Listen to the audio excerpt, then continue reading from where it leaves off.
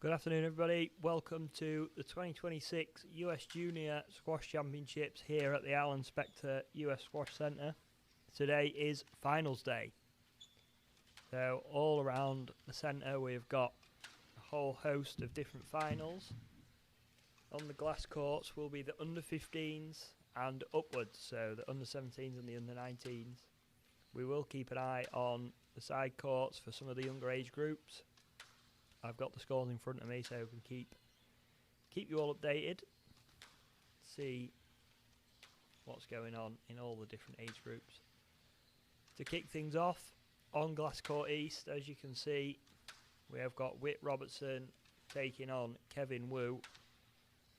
The number 1 and 2 seeds doing battle. Both come through fairly comfortably in their run-ins this weekend. Obviously it all comes down to this. Finals day on the glass court. Doesn't get much bigger.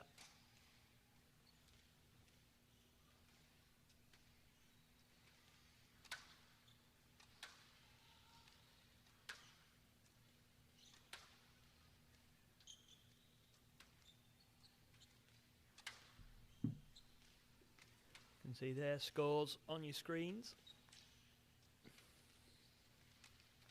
Just a reminder as well, if you are wanting to go and watch, friends, family, you can stray away from this stream on the US Squash YouTube channel and you'll be able to find all the different courts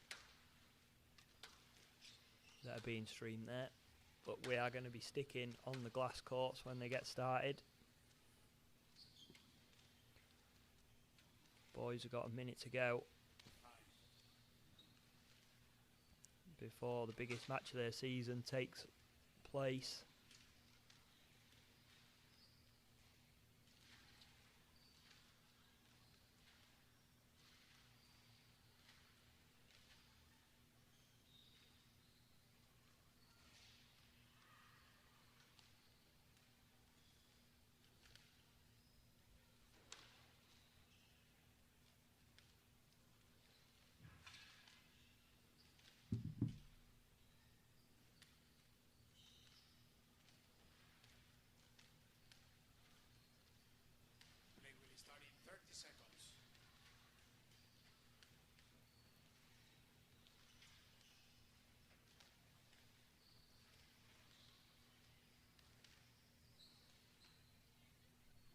Got Leo in the stands refereeing.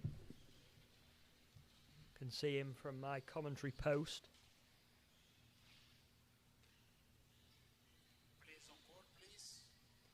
We are going to try and get some different people throughout the afternoon to come up, give a few words on the commentary.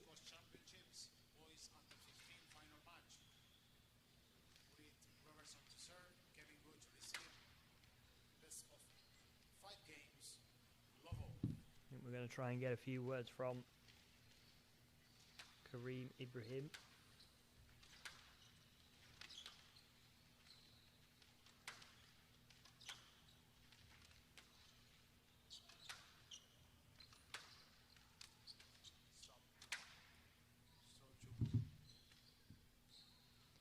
Okay, and we're off. Kevin on the board, first point of the match. I think this is going to be an interesting matchup. I do believe Whit slightly older than Kevin.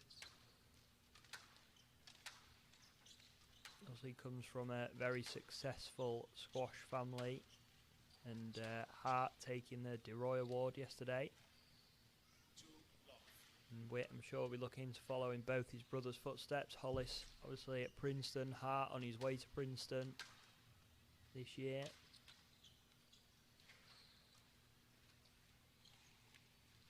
And Whit looking to pave his way on the junior scene as well, as he gets his first point on the board.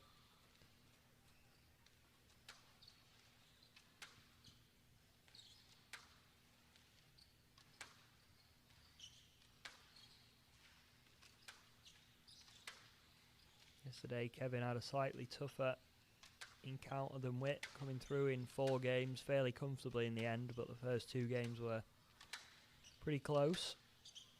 Witt, on the other hand, made fairly light work in the semis.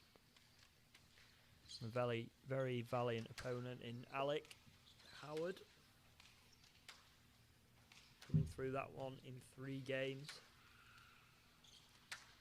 But I think this one may go the distance.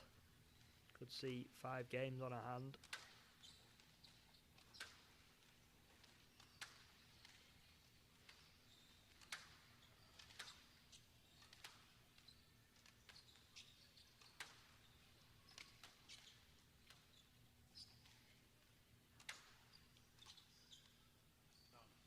It's a good start from both boys. Couple of long rallies. Doing some early work into the legs with each other.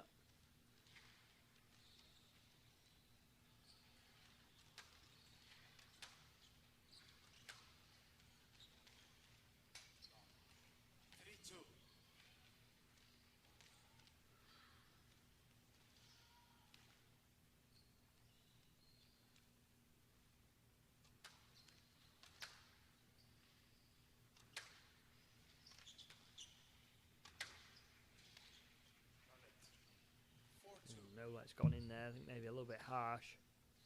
Kevin did get his racket caught behind Witt.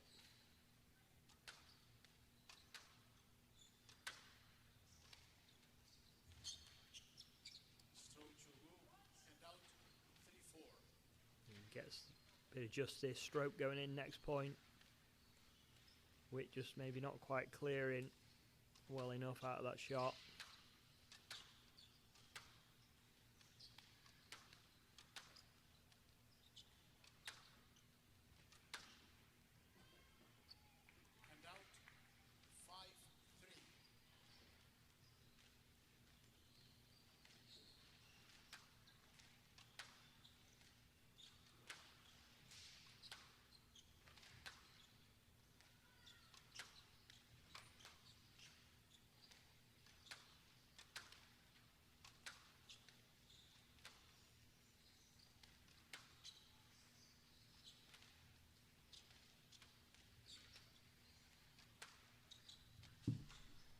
Good rally here. Oh, I think he got that. 6-3. Good effort by Witt, taking a 3-point lead at the start of this first game. Seems to have settled the quicker of the two.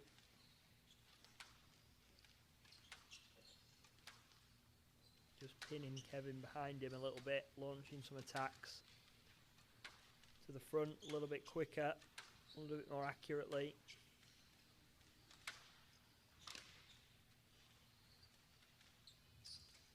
And that's another good shot. Kevin full stretch but not quite able to get there.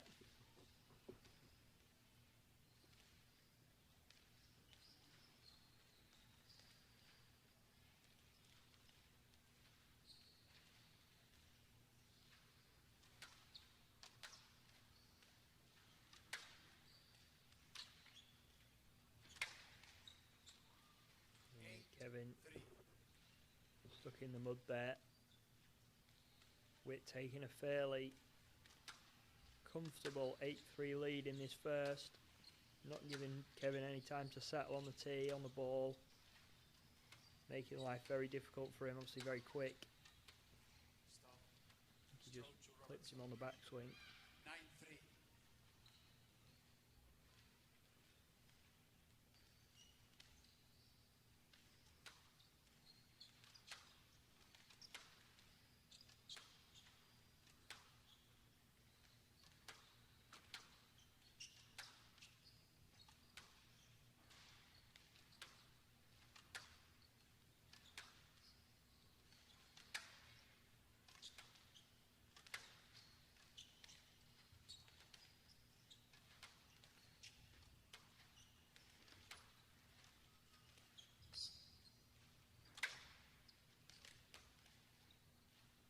Again, another long rally. Kevin on the receiving end of it, and that's just one too many.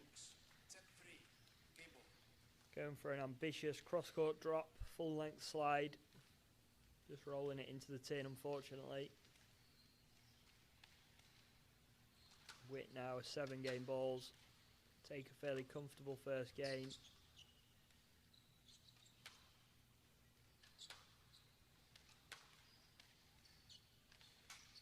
And there it is, another error from Kevin. Witt taking a 1-love lead. On Glass West, girls have started to warm up. In the 15s, Vivi Z taking on Catherine Chung. And another interesting encounter. Catherine upsetting the seedings twice this event. Yesterday taking out the number 2 seed, Vivi, fairly comfortable through the event. Be interesting to see if Catherine can go one further, upset the seedings even more. You see there on our lovely graphic, they're just halfway through their warm-ups.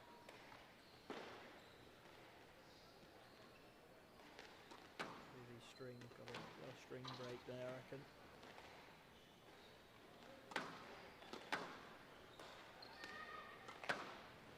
Vivi very used to playing on these glass courts. She's accustomed to finals. Been in many a US Junior Open, US Nationals. Any final you can think of, she's probably been in it.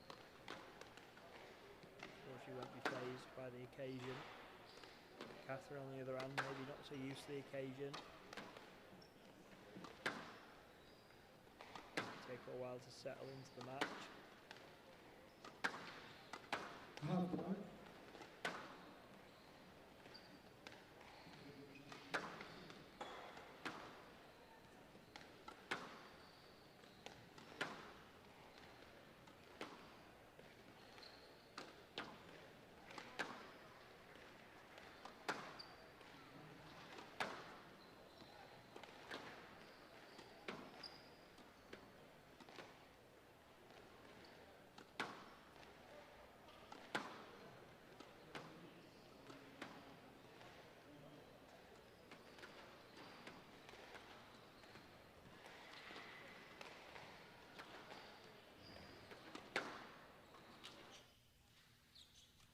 Head back over the boys final and picking up where he left off, unfortunately for Kevin.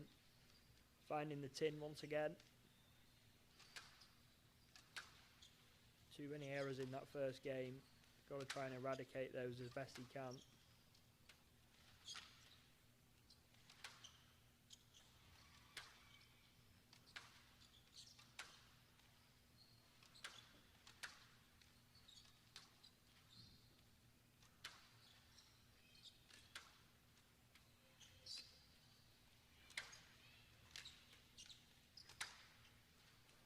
Lovely kill going across.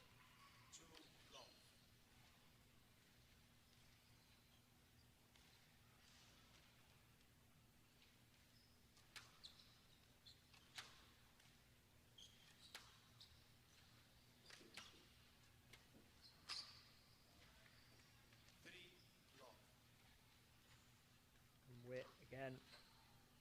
Runaway start for him.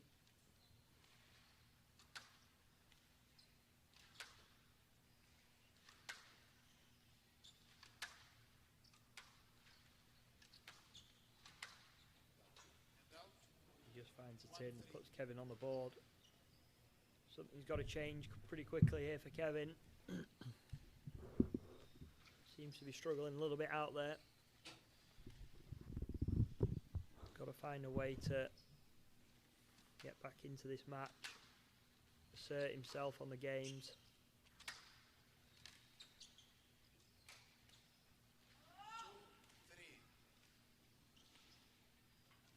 Witt is doing a really, really good job keeping him behind him, not letting him have any time on the ball.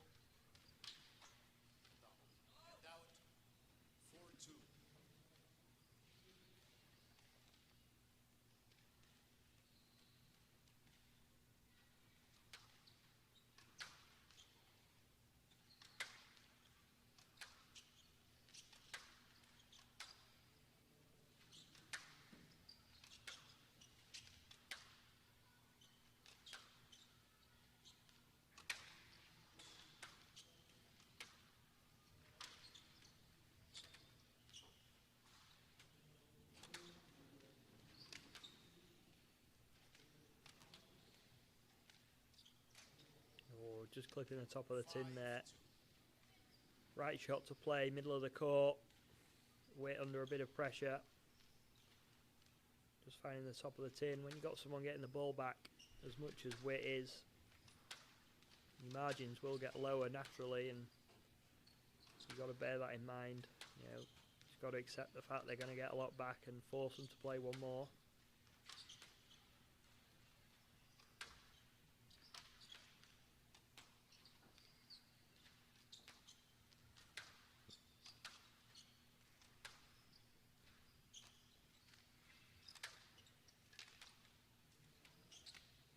Witt stepping up on the volley really well. High tee position, making it very difficult for Kevin physically.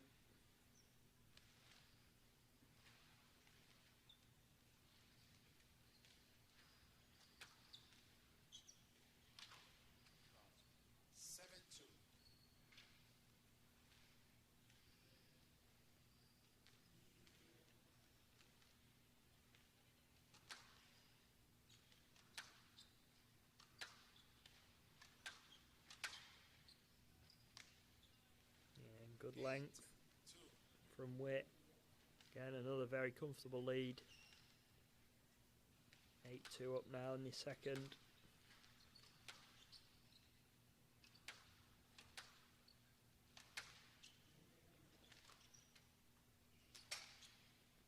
Kevin's going to have to find something pretty special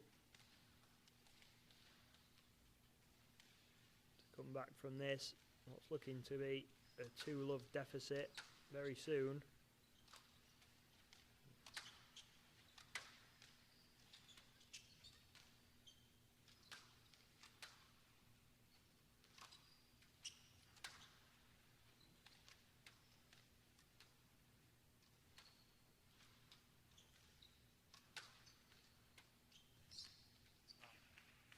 Again, another ball in the tin. 10-2, game ball. 8 game balls for Witt in this second game.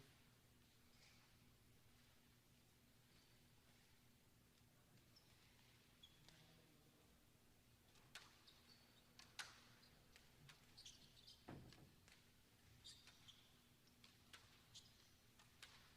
to move. And out. 3-10, game ball.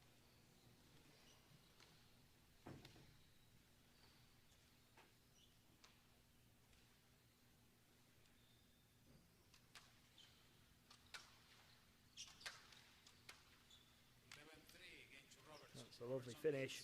2 games to love. Straight into that backhand nick from Witt. Give himself a 2-love lead. If you look over to the other glass court, Vivi taking a 7 or 6-1, sorry, lead over Catherine Chung.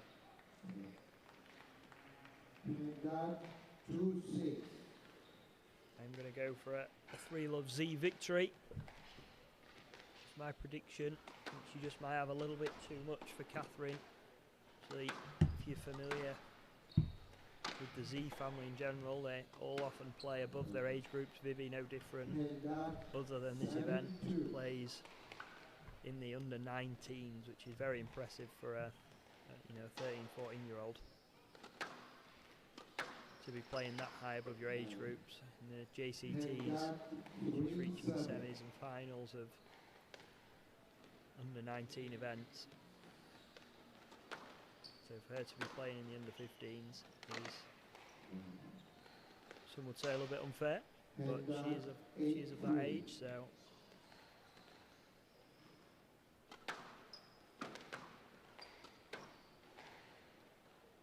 Nine-3.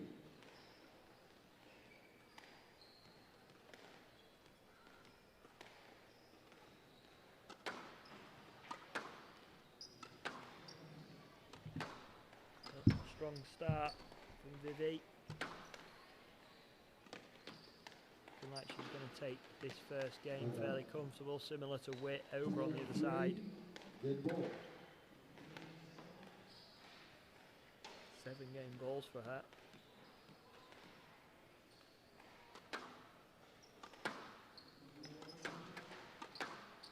She do it first time of asking, she can. 11-3, JTT. Nice finish there to end the first game. 1-love to the number 1 seed.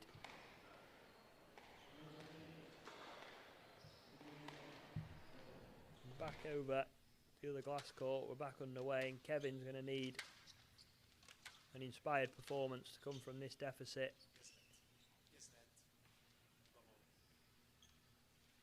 First 2 games, 11-3, 11-3, and to change the momentum now is going to be a tough ask, but I'm sure he'll be up for the task. There's Witt just falling over there after a bit of a lucky bounce from Kevin in that front right. Witt doing everything he can to get that ball back.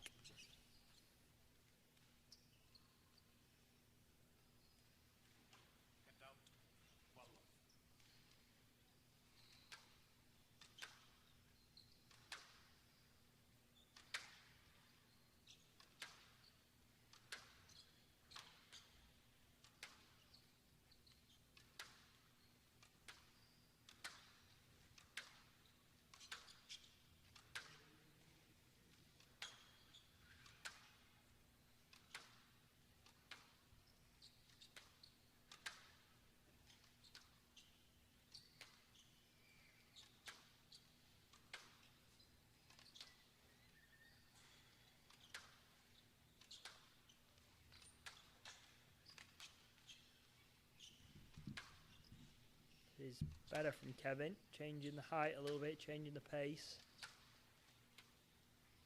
Getting that ball up and out the way of Witt, and then launching an attack like that when he's got the chance. That was a brilliant finish.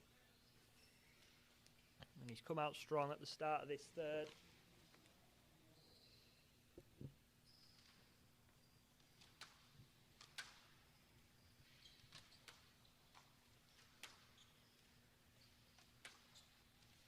Can we see a comeback?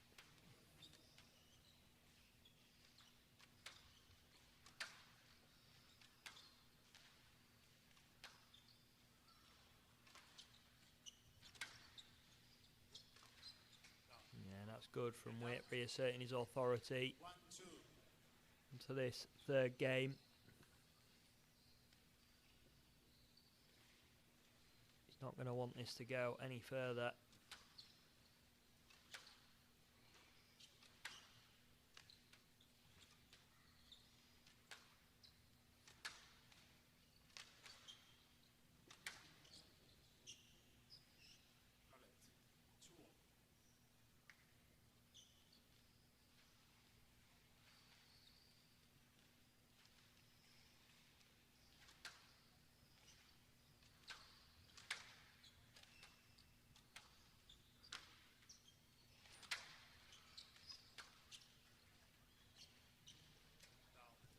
Just clipping the top of the tin. The right shot to play. Margin quite low there.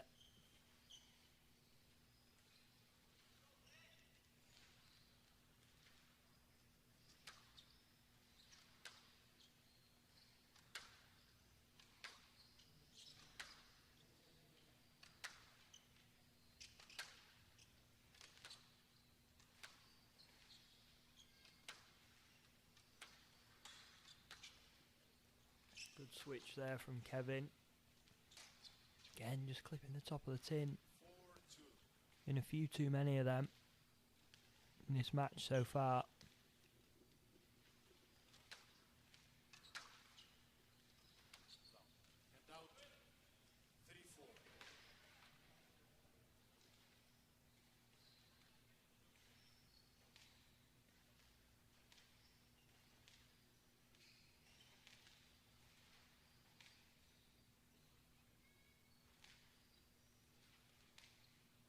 See there on the right side of your screen, Charlotte Z readying herself for her final after this one, looking fairly relaxed, watching on her friend Kevin in this final. She'll be taking on long-time junior rival Regan McLaughlin. Last time the two met, it's a 3-2 win for Regan, who Charlotte will be looking to avenge that defeat this afternoon.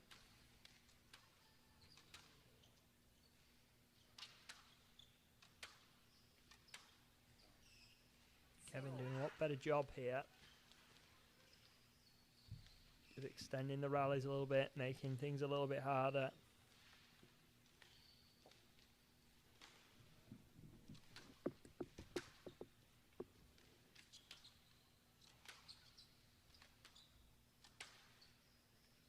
And out. 5-4.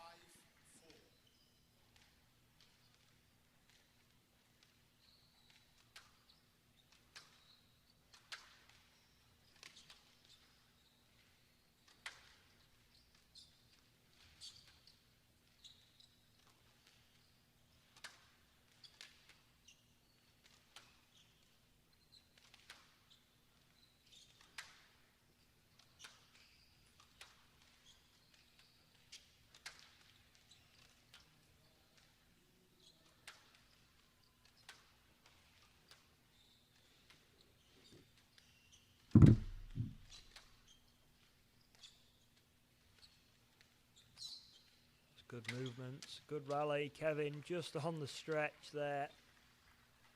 Falling to the floor. Good effort. Witt going over, helping him up. Nice to see. Over on the other glass court, Vivi 10-2 up in the second game over Catherine. Looking like a formality, that one.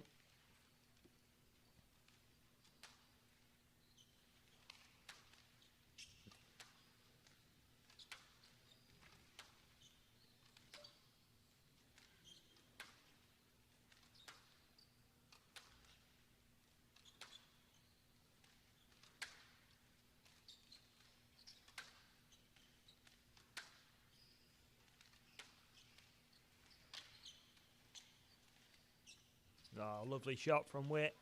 Finishing it off. Cross-court drop straight into the nick. Fantastic finish there from the youngest of the Robertson family.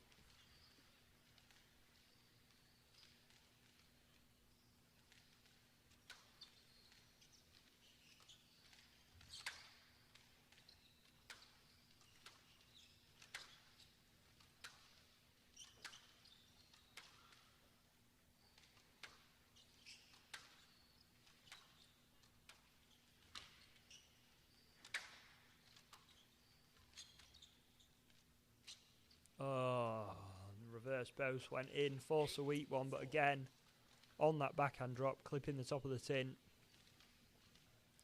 Those shots just haven't quite been going in for Kevin today. And Witt just 3 points away from a national title.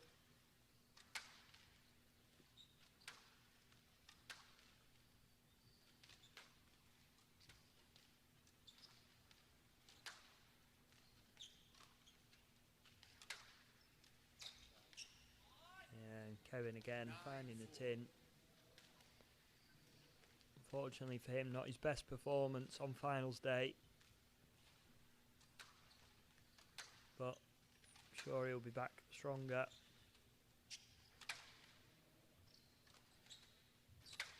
Witt just a little bit too strong for him this afternoon.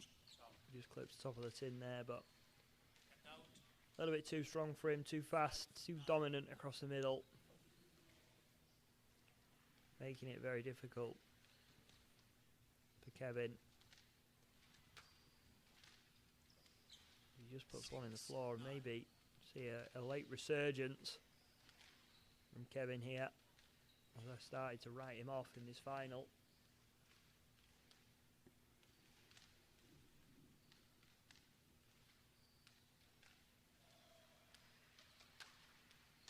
See there, both Charlotte and Reagan ready to go.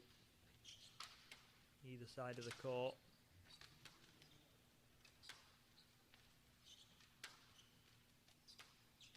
One more point here, get a little bit twitchy.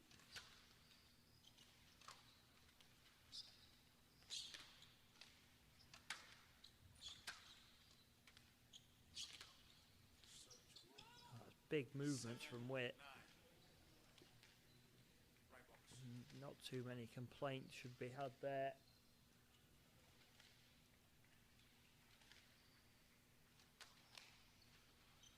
Kevin was off off to the races there. 7, Witt not quite ready for it.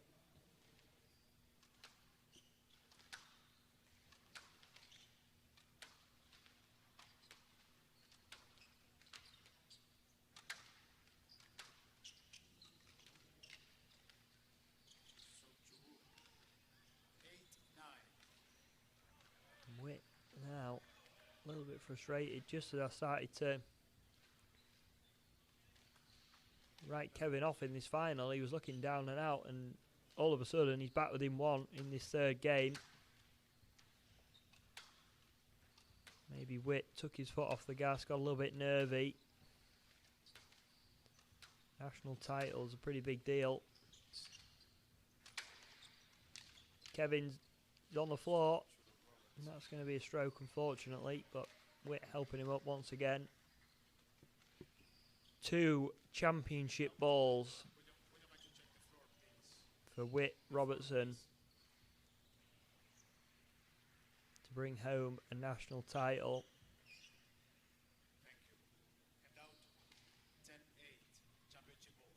Sure, his brother Hart will be watching on. He's just won one of his final match.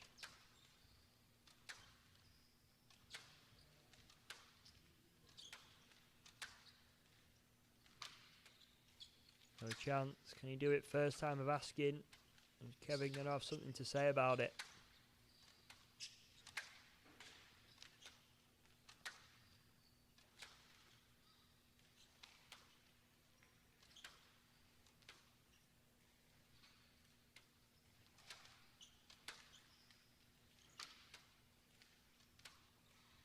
And Kevin opting to put a little bit more pace on that drop, which is a good decision. Not wanting to give away an error at this stage now.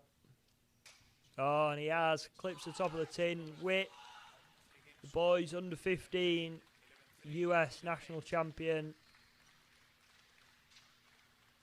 Great match. Didn't really put a foot wrong up until the end of that third and held Kevin at bay pretty well. Congratulations to Witt. Commiserations, Kevin. I'm sure he'll be back. Quick interview with Linda. Maybe we'll go over to the other glass court. See the closing stages. This one we've got another match ball. And Vivi is the girls under 15 national champion, taking out Catherine Chung in the final. Again, congratulations to Vivi. Commiserations, Catherine. A good start to the day of squash. Be back shortly.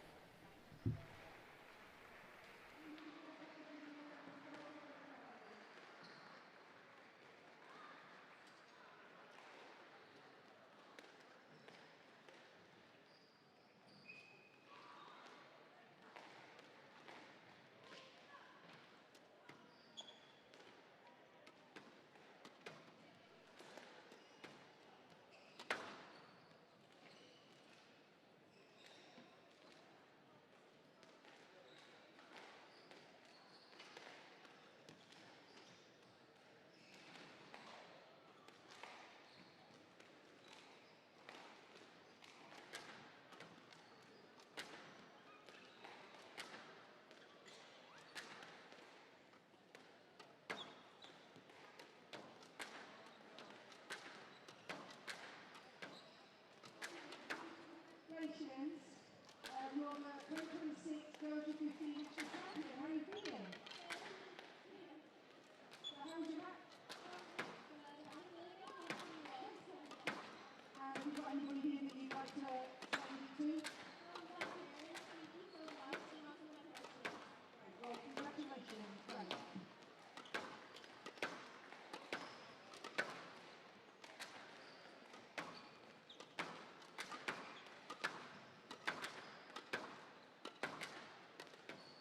On the West Court, we now have the boys U17 final between Carlton Capella and Samir Wednesday.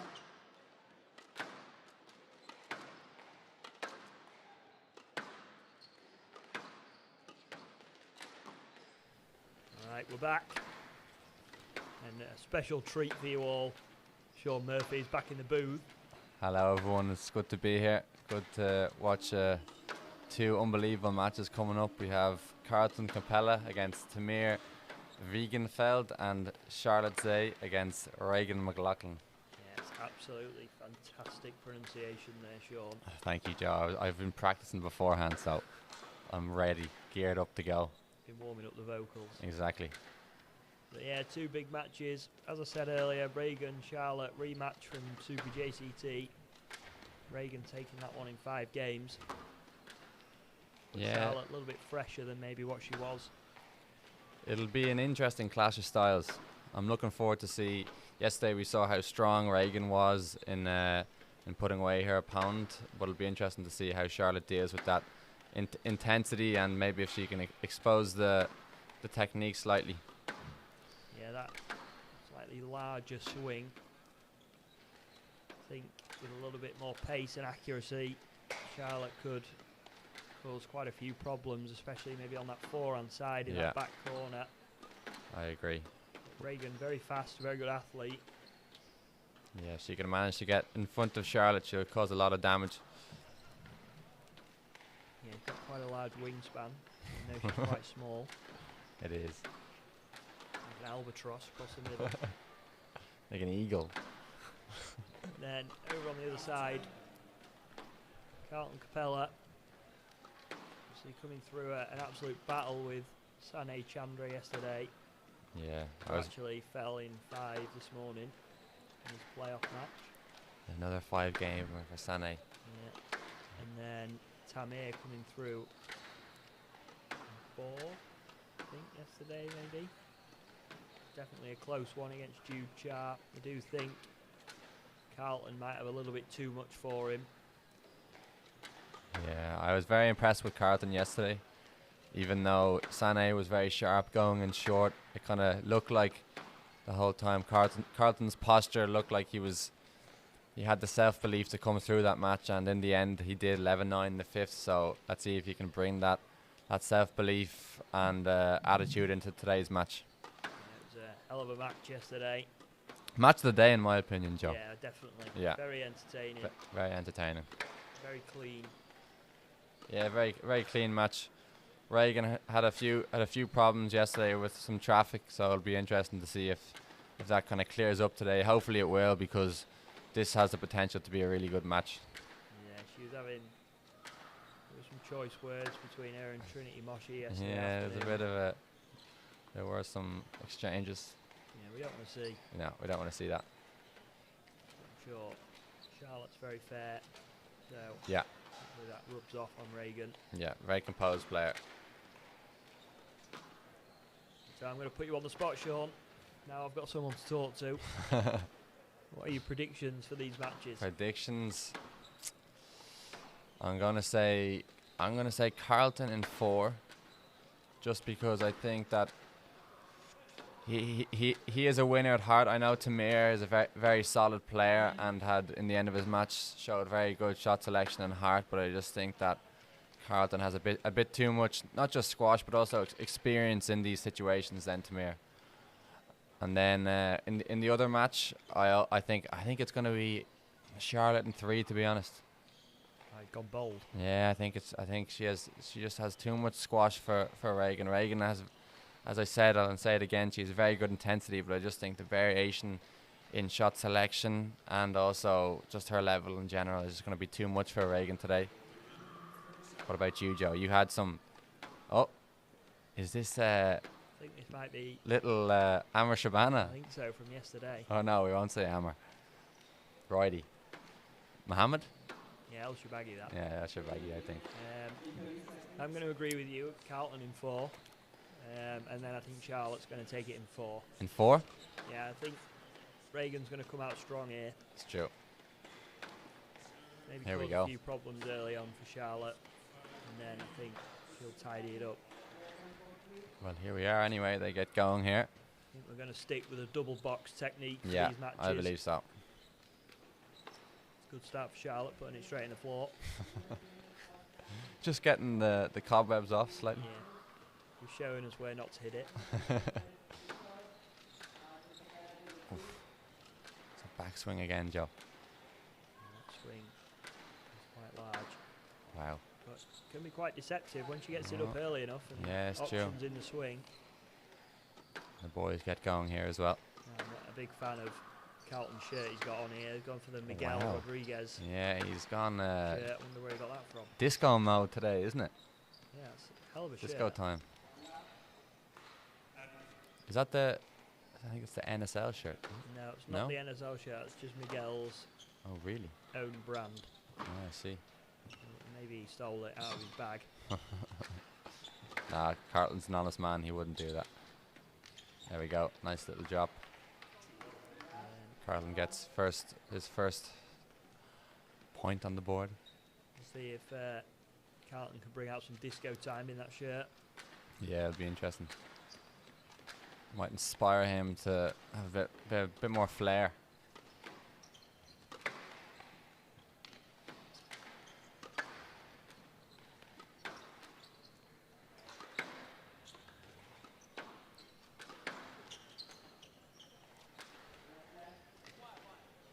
Good length from Reagan. Yeah, Fist pump early on, yeah. She's up for it clearly. putting down a marker. Yeah. He's very colourful over there, Carlton. It Blue is, isn't it? shorts, Rainbow shirt. I think you might need to start introducing some maybe colour options before the match for the players.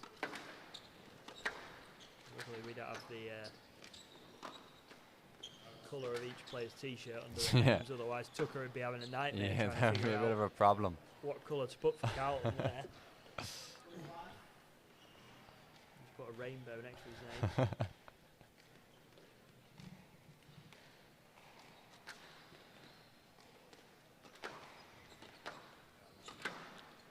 Reagan taking an early lead. 4-3. Already some decisions going on over the other side.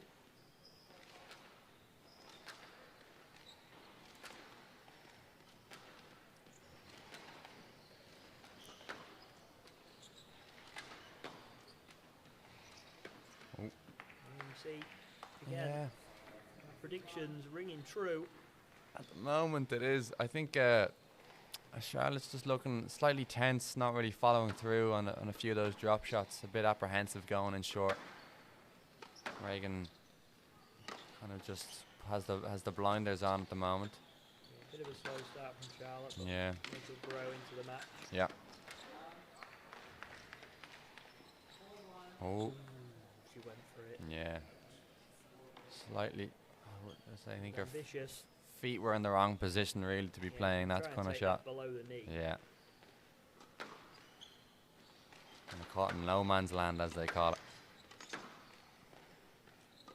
Oh, an Hand ambition. goes up. Yeah.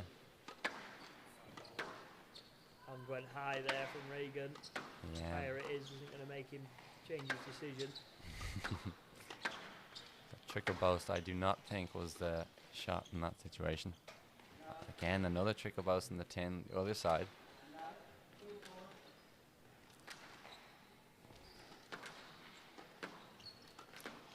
Miguel Rodriguez still with a 2-point lead. On the left side of your screen.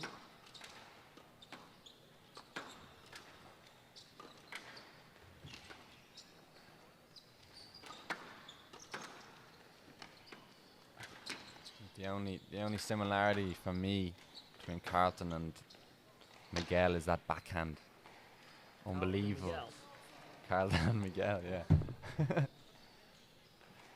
that backhand. Yesterday we saw an absolute masterclass from Sané and Carlton on the backhand side.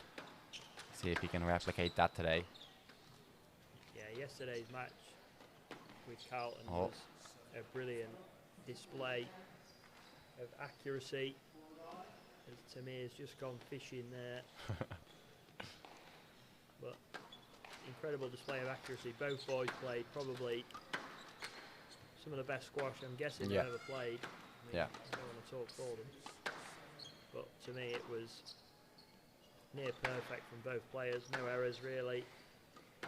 That does tend to happen now in the semi-finals of tournaments. It tends to be when the players are kind of at their most sharpest and most, I wouldn't say relaxed, but tends to be in the final that sometimes the nerves can get the better of the players. That'll be the question here today, is whether or who will keep their nerve in both of these matches. Yeah, you see it quite often on the, in the pro scene, that sometimes finals, as spectators, can actually be quite disappointing as a neutral in terms of entertainment value. A lot of the time, finals, obviously we saw them yesterday in the Australian Open. Yeah, Colin, Siva Subramaniam coming through in 3 games. yeah, Semi-finals usually bring the best out of players. yeah. See a lot of 5-gamers. What do you think of that? Did you see that first game yesterday, Joe? I didn't see it, but I saw the time. Wow. It's 43-minute first Yeah, game 43 for Joel minute and first Paul. game. It's a good shot there from Reagan. That's lovely length of shot. Yeah, and that's her strength, and of that big forehand coming in, full speed, momentum, able to just whip that ball past Charlotte. If I was doing a 43-minute first game, I think You would not be here today, Joe. I'd probably retire. Yeah. You'd be Getting a forced into full body retirement. massage, I think. Yeah. Now you're going to get him with another appeal, but I think it was good. Quite deceptive on that forehand. She is. Gets a bit of time. She has good racket speed at the last moment. It's quite a loose sort of swing. Yeah. Good, that's where she's got to expose. Reagan not happy with that. Carlton just clipping the tin. Tamir with an 8-5 lead. Okay. Carlton was 4-1 up in that first game. Come off the boil a little bit. Yeah. Sure, Sean, always nice for you to see another lefty playing. I know. It is good to get a bit of representation. Another lefty as well in the under-19s final for you. Oh yeah. Yassine Shalabi. That'll be another interesting one. Yeah, there's some interesting matches actually in the under-19s. Yassine Shalabi taking on Jack Elriani. Those Yeah, two that's always have blockbusters. We could be here till Yeah, that's a sunset. bit of a box office kind of match that is. Yeah. And then the girls, Savannah Moxham taking on Isabella Tang. Yeah. Again, Another belter. clash of styles. Ooh. Here we go. We're in the business end of this first game in the women's match. Charlotte with first game ball.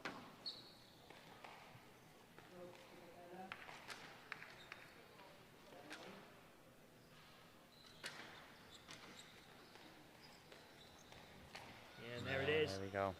Big reaction from Charlotte. reaction. She was exposing that sort of 6th corner area Yeah. we've spoken about before.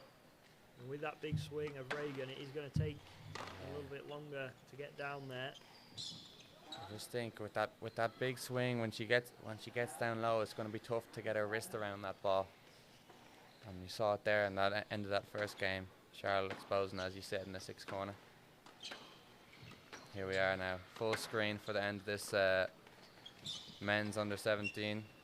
I think he's overusing that trickle boast a little bit, Carlton, opening the court up a Yeah. little bit too soon. You can see the other Z sister there at the top left of your screen, Juliet. Doing a bit of ghosting for her under 13s final. The 1Z has already taken home a final. So that's one trophy Yeah. going back in the car. 1 out of 3. Yeah, they're 1 for 3 so far. Or 1 for 1 so far, but maybe 2 to go. Yeah, you'll be, I'm sure maybe part of them will be hoping they don't have to carry that many trophies home. It's a nice problem to have. Yeah, I need to check in a new bag for that. Yeah. Tamir taking a 1-0 lead. There we go. We're both on for the 3-1 prediction. Well, I'm on for my 3 loves still. That's true, yeah. Yeah.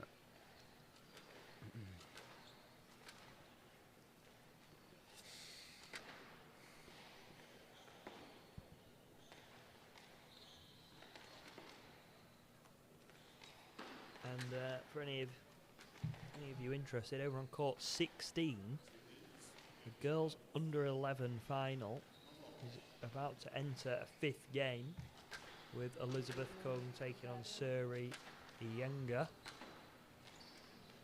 Suri, I've actually refereed before. Very, very good player for her age. Really? Yeah, very, very good. Maybe we can go and have a sneak peek at that. Call 16.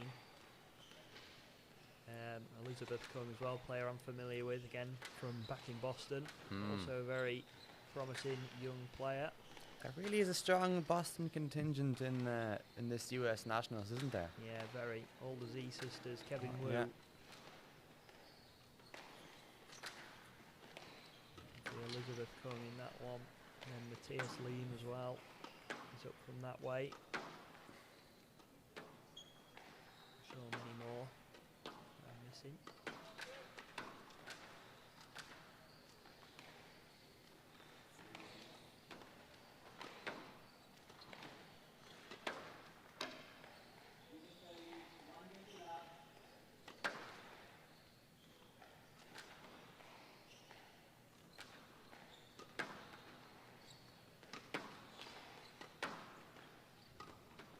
I think I'm going to go back. Yeah, here we go. 5th game. Bit of a change of pace for us. Here we are. Some under 11s action. Suri there serving.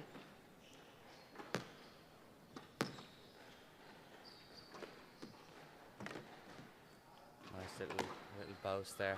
She's got lovely technique. Yeah. So does Elizabeth. Both very good players. I actually think Elizabeth won the sportsmanship award last night. Oh wow. In the 11s. I do Yeah, they're miss all- playing a bit of when I was playing under 11s, Joe. What's that? I do miss when I was playing under 11s. Yeah, I didn't actually play under 11. Did you not? No, didn't start till I was 12. Ah, okay. Yeah, another squash family, the Kung family. Ava in the under 19s draw this weekend. Again, just highlighting the amount of families that Yeah, around the squash scene. it really is.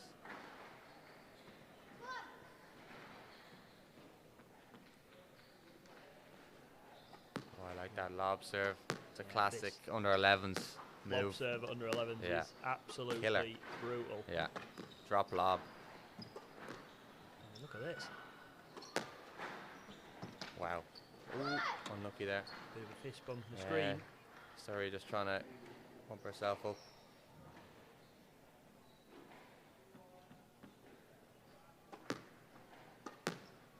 Keep your eyes out for these two Yeah. in the next few years because they're not stopping here. Oh wow, Nice kill. it's a brilliant shot. Put down? No, Yeah, it was good. it's good. It was very good. Very good shot.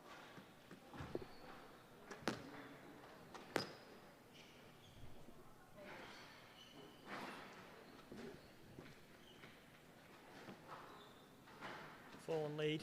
We'll keep you updated on this match. We've got the scores in front of us. Yeah. We'll head back over to the double box.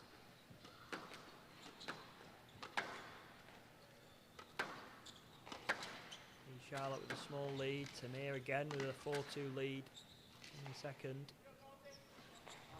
Reagan just Ooh. nudging that drop in, ran through the shot a little bit. Yeah. Quite casual. She's doing it again there.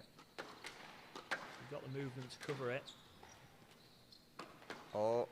See, Not sure what decision's been given there. I think maybe a stroke. they've given a stroke there. See, I don't know if that's a stroke now. No, I I think agree. I think that's a let ball at most. a lot of that's due to her big backswing. Yeah, she has looked for a Yeah. little bit.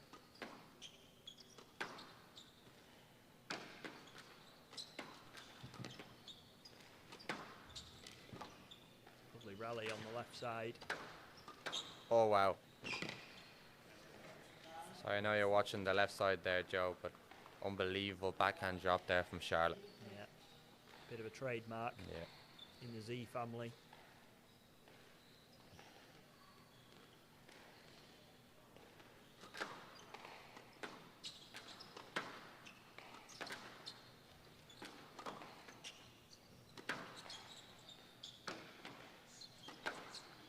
That's probably a stroke that's gone in there.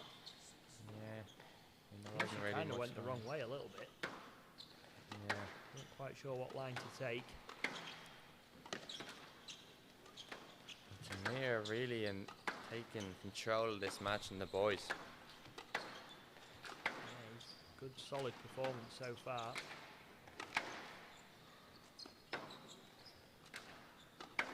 Maybe suiting him a bit more that Carlton's not going to the front as often as maybe Jude was yesterday. Yeah. That's a nice backhand now. Yeah, again, Yeah. another backhand. Yeah. Just holding the last step slightly and drawing Tamir in for the volley drop and then punching it straight.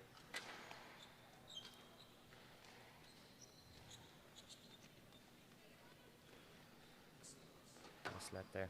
I mean, we can't quite hear the referee's decision. Well, I certainly can't. But you can normally tell by the reactions of the players when they think they've got away with one, the head goes down, walk straight to the service box.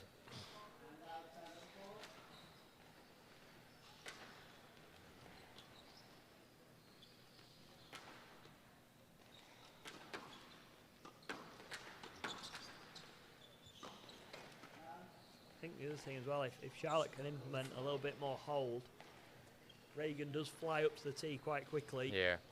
You know, you don't want her running through the tee, almost delaying your shot a little bit and Yeah. making her stop, slowing her momentum down. I think, Charlotte has been doing quite well. yeah. Well said there, Joe. I think because of Reagan's athleticism, she has a tendency to, because she knows how quickly she can run, she commits quite early to the shot using her speed, but Charlotte, as you said, can hold her movement slightly. I mean, she's certainly doing enough at the moment with 8-4 up in this game.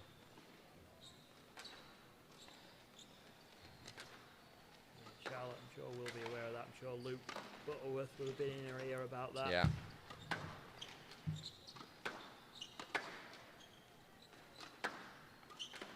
See there, just an ounce of hold.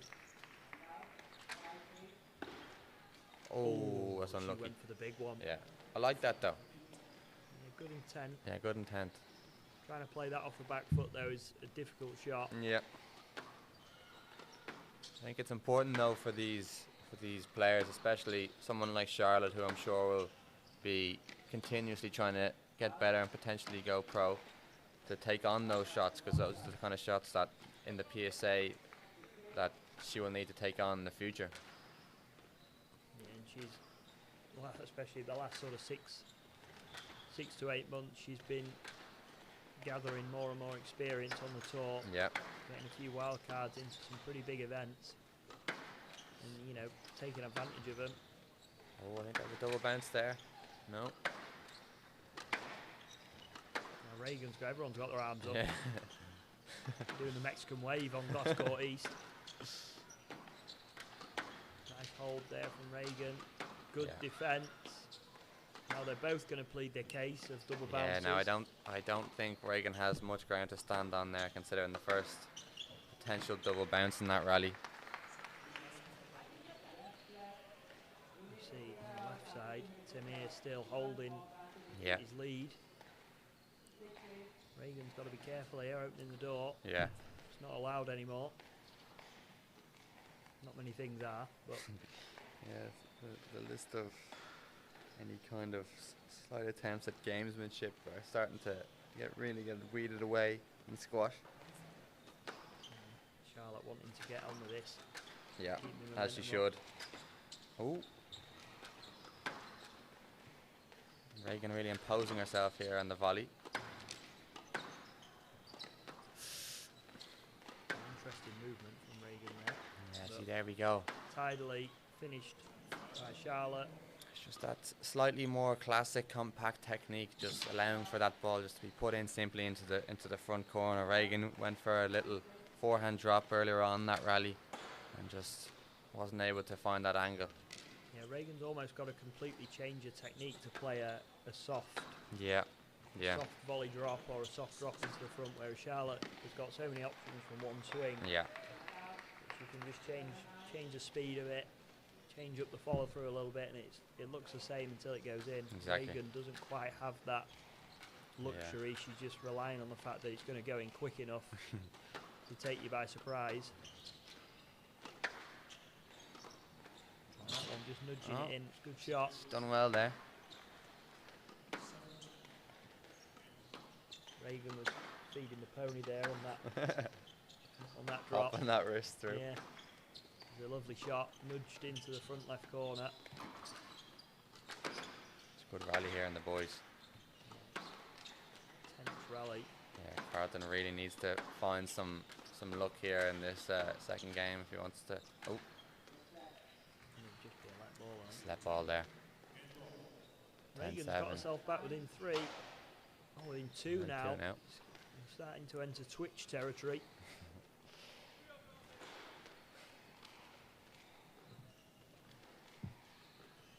Charlotte be wanting to close this one out ASAP. Yeah. Reagan on the charge.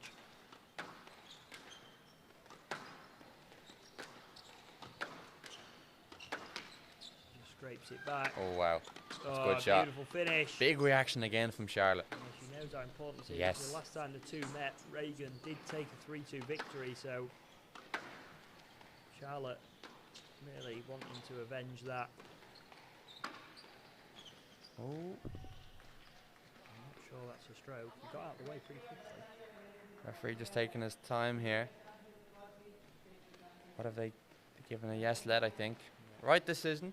Yeah, that's Yeah. fair enough. Yeah. I do think Carlton got out of the way pretty quickly there. I Yeah, he understand did. why Tamir stopped, but he was out of the way in plenty of time.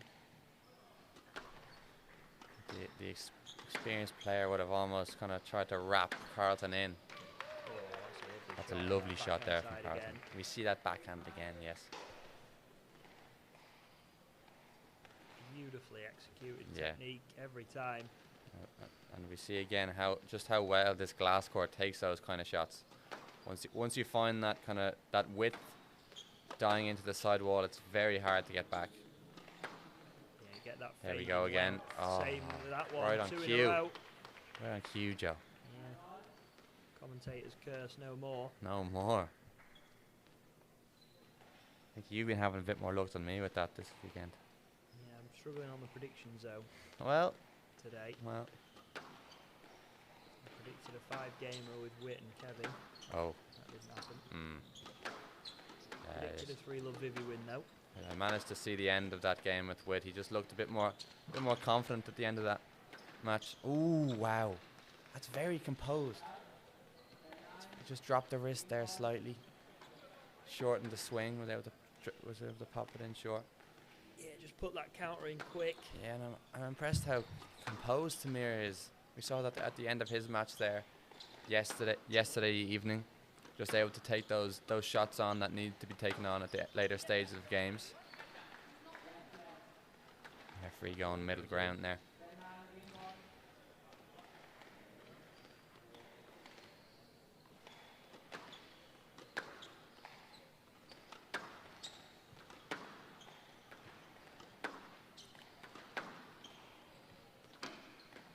Chance for Carlton. Oh, he's Lovely executed shot. well. Back with a tie break. I love that. Taking it top of the bounce, classic. Straight in. Yeah, not overcomplicating things there. exactly. Playing the right shot, executing it well. Yeah, No need to do anything else. yeah. Came straight out the nick. Give him a tie break. To keep our 3-1 predictions alive.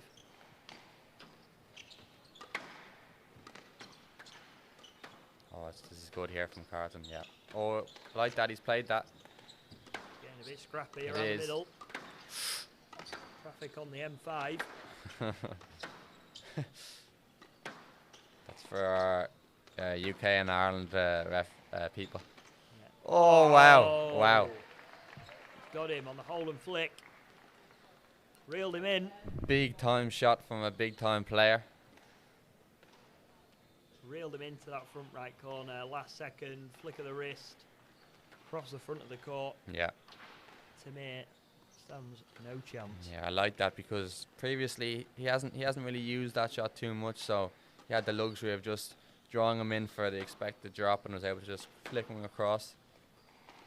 And as we saw earlier, the under-11s final and the girls went to 5, and Elizabeth Kung came out, eventual winner, Oh. 11-9 in the 5th. Yeah, wow.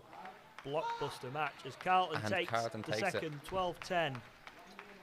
We've got a match on our hands, ladies and We gentlemen. really do. And our 3-1 prediction is looking good. Yeah. Back over to the glass court on the And other side. My 3-low prediction's looking even better here. It is. There we go. Yeah. You can't give Reagan the opportunity to play a counter drop. It's not. You know, she's so quick onto the ball. It's Yeah. going to be tough to get her out of that corner. If you can get her in there defending under the ball, Yeah. you're going to stand a lot better chance. I think just going back to that, in playing against someone like Reagan, because of her speed, sometimes bringing the ball in too short can almost outplay yourself because of how much space she has to play into. When Charlotte finds that sixth corner, as we already said, that's when the technique breaks down a bit more because it's a more difficult position to work with. Yeah, she's a little bit more vulnerable. With a bit more pace on the ball, that low, hard kill. But she's managed to get back to all square in this third game.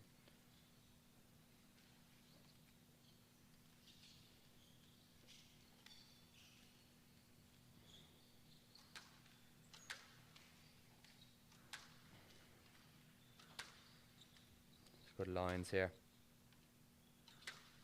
Yeah, patient rally from both. Yeah.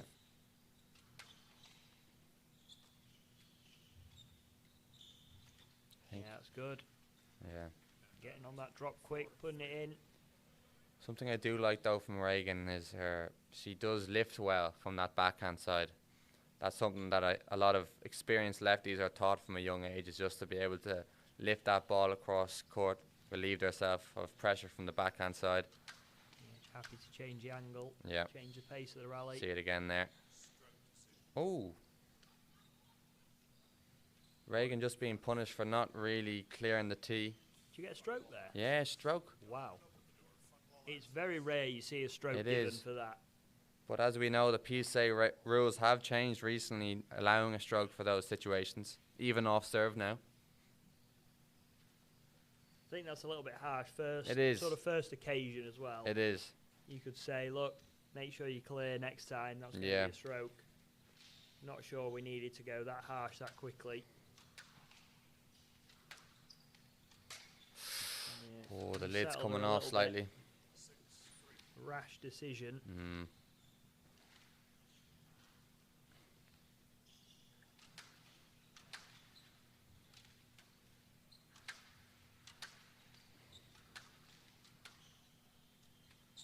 Oh, and that'll be a stroke.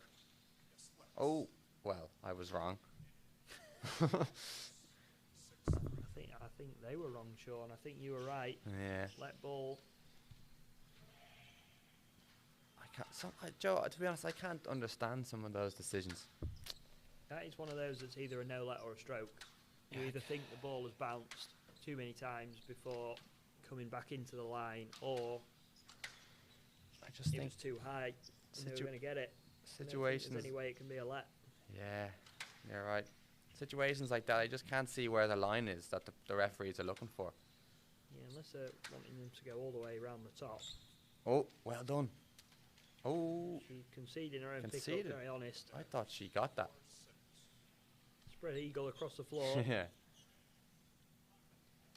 Needs to try a bit harder, I think, next time.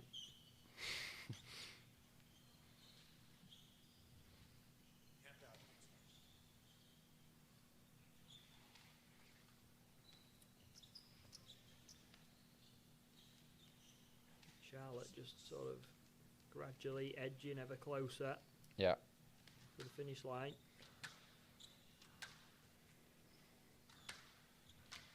That's a good shot. Yeah, There it is. there we That go. sixth corner kill. That's sixth corner. Beautiful shot. Just sort of stunning it into the front of Yeah. the court. Second bounce for the short line. And that big swing can get trapped in that corner.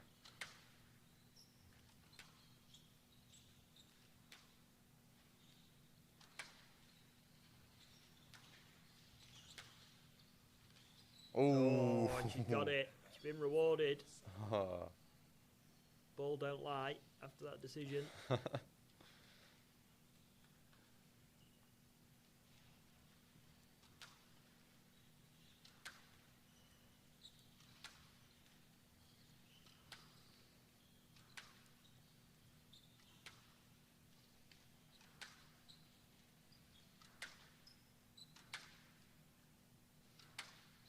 slightly longer rallies going in now.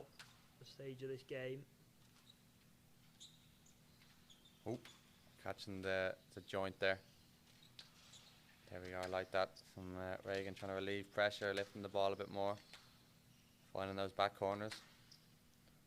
But Charlotte's so good at just continuing to. There we go again. That's really good. Another shot into that Yeah. mid-court area. Reagan punished for a slightly over-hit length. As we're back, double screen. Double screen here. Oh, Carlton with a slender lead. very nice Gets little the cross-court stroke. flick.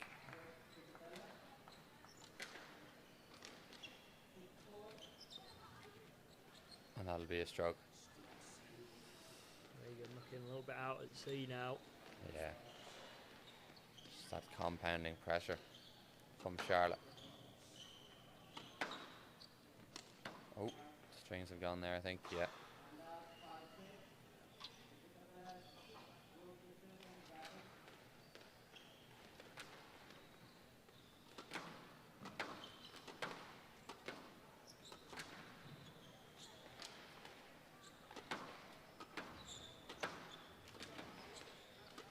Good rally here. Another long rally from the girls.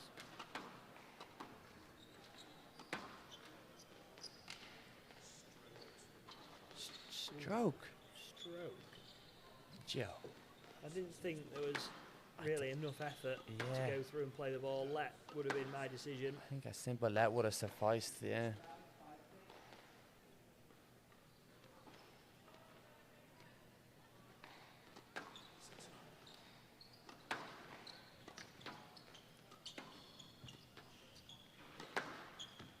Oh, Bit of a wrap around there. Tamir searching a bit there. Reagan just finding the tin. Charlotte Z has Yeah. got 4 4 match balls, championship balls 4 championship balls, yeah. to bring home another Z title. And focusing on that right side of the screen. Oh, Just clipping the outline Yeah. there. Still got 3 to play with. Reagan's going to be doing everything she can to stay in this match.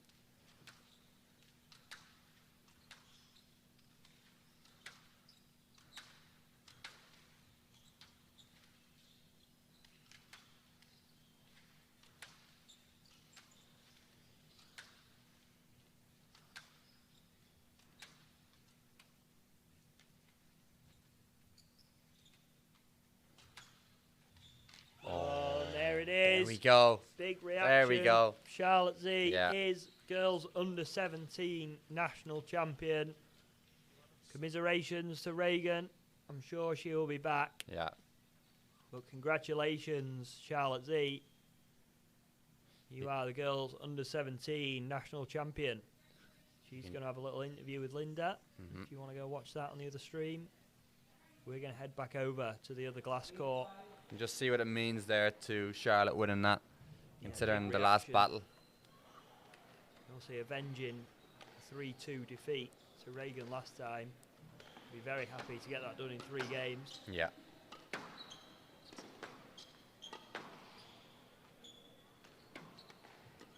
And Sean, you are 1-0 up on the prediction front. Yeah. Thought Reagan might have snuck a game. See this one here looking like it could be going the distance. Oh, I was down. Just clipping the tin. It was. I actually agree with Carlton there. I do think that clip. I do think that was down. Stayed quite Oh, I feel for Carlton here. up.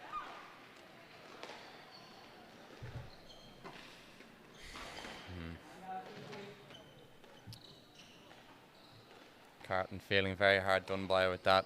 Yeah, and I happen to agree with him. Do Oh, think they haven't even down. given a let. They've just given the point. Unfortunately, we don't have any replays, and neither do the referees. Yeah. It's going to be a stroke. Ball don't lie. Oof, ball don't lie, exactly. But going back to that rally, I think it's important, especially for juniors, when they're in a situation when maybe the ball isn't, they think the ball's down, is you just have to play on these days, don't you? You don't know what's going to happen. Yeah, we're still not in an era, especially in junior squash, where Yeah. we're going to be able to be checking the tins. So Yeah. it is frustrating, understandably. Like you said, they're not going to change their mind, Mhm. even if they know they're wrong. I've done a bit of repping the last few weekends, and I know I've made wrong decisions, but you got to stick with them. Exactly. You got to double down on it, Yeah. unfortunately. The girls under 13 final is underway. The final of the Z sisters has taken a 1-love lead. Juliet taking a 1-love lead. They're 2 for 2 at the moment. Yeah, maybe in between this game we'll have a little look over there. Oh, lovely little counter drop there. The string has gone again, has it? Another string. Oh, jeez. You need to get in the back there and get going. Yes. It's 2. Could be a few dollars for me, that. Yeah. He wants to take him to the front desk. Fortunately, no stringing Sundays. Yeah. All the players obviously going to be going home. Let's just put another racket outside the court in case these ones go as well.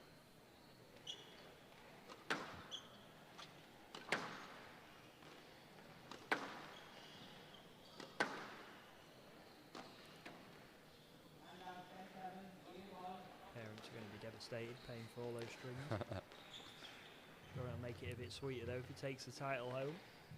Juniors are so prepped these days. They all have their 3 or 4 rackets ready to go for these matches. I had 2 completely different rackets when I was a Yeah. junior. When I was that age, Sean's still got 2 completely different rackets now. I'm down to 1 at the moment, and the strings are gone. He's searching a bit there. Yeah. Well done from the referee. Stood his ground there, Yeah. let ball. We're seeing that quite often, aren't we? Especially in the slightly older age groups, the little bit of searching. Yeah. Especially in these later stages of the games. Bit of desperation there, looking for any point you can get. Especially 3 game balls down.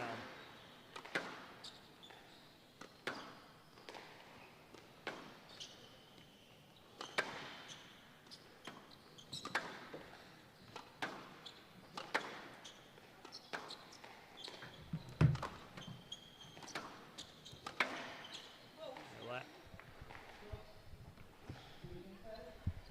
Good stroke. Really? Yeah, I would have gone no let. I mean, maybe I'm wrong there, but thought the line was a lot further back than where Tamir was heading. There we go. And it doesn't matter, he's got Yeah. it anyway. I'm impressed again with Carlton. He was half looking like he was down and out there in that second game, but he managed to scrape it. And now he's 2-1 up after a composed performance in that third game. And then maybe if our tech man Tucker doesn't mind, we go have a look at court 15.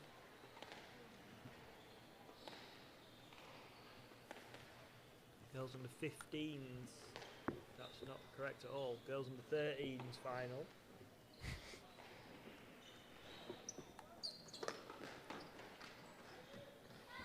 Another one of the Z sisters. Yeah, marching ahead. Juliet. 7-4 up, 1 game up.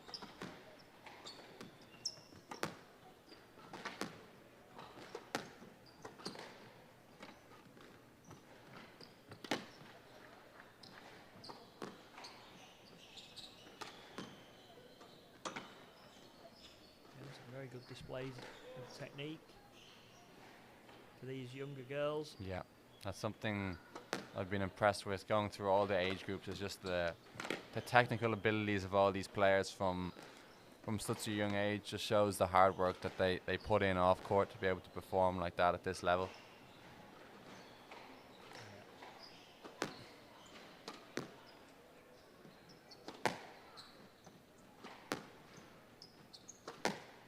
Juliet, probably the most relaxed of the 3 sisters. Shows 0 emotion on the court, which is the way you want it to be. Yeah. You're not going to see any fist pumps, I'll tell you that.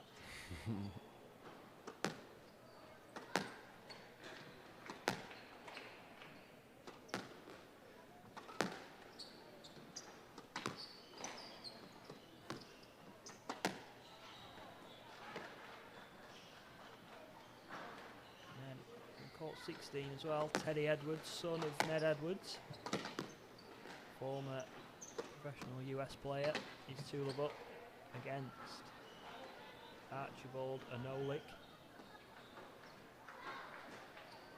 Two love in the boys under 13s final. Some name that. And Teddy, very good squash player.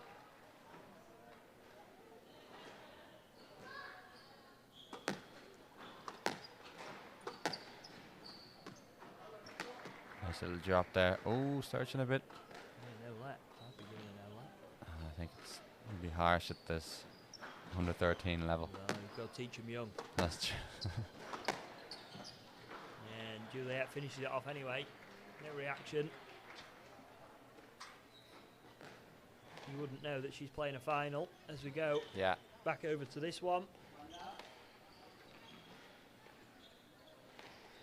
See if Carlton can close this one out for our 3-1 predictions.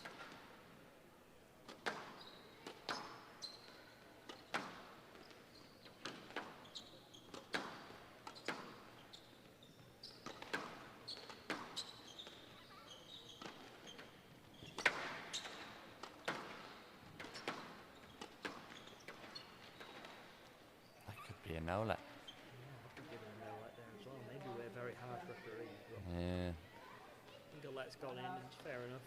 Yeah.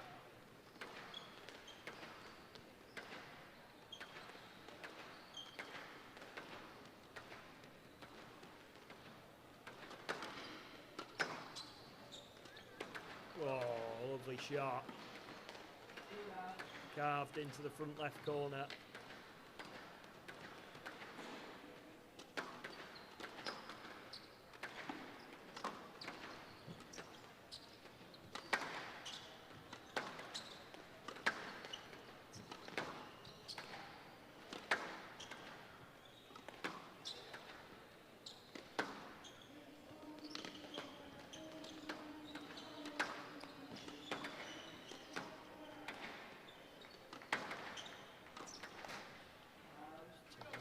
Top of the tin, maybe starting to feel the effects. Yesterday's match.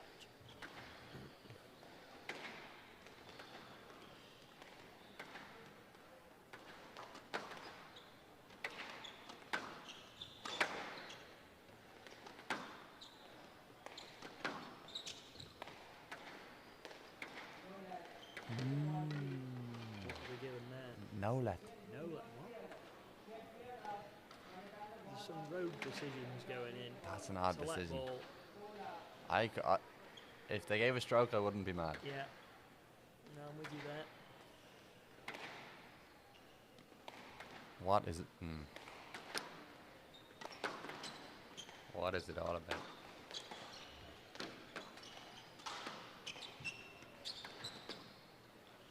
It's a good straight lob there. Oh, Giving that a good old smack on that backhand side. such a good variation of pace on that backhand side. Knowing exactly when to inject, when to defend. And there we go. And when to slot it. When to. Oh, wow. Wow. I'm not sure if Samir actually got the first one. Yeah, I don't know why he's complaining. He's now complaining about the ball hitting the top of the tin potentially. Yeah. But it was good. It was very good from Yeah, Carlton. Very good. Throwing in really good combinations.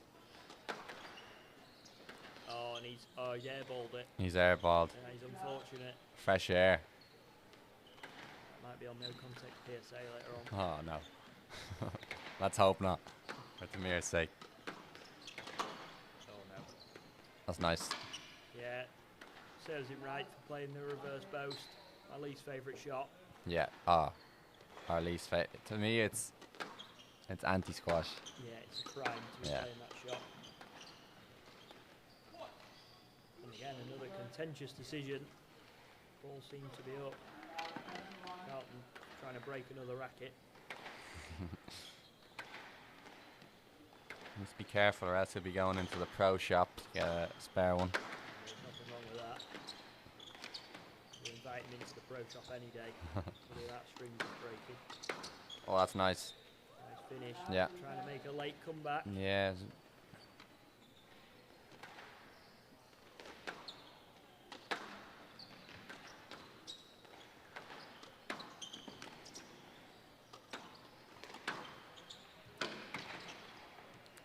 It's better from Tamir now in this fourth game.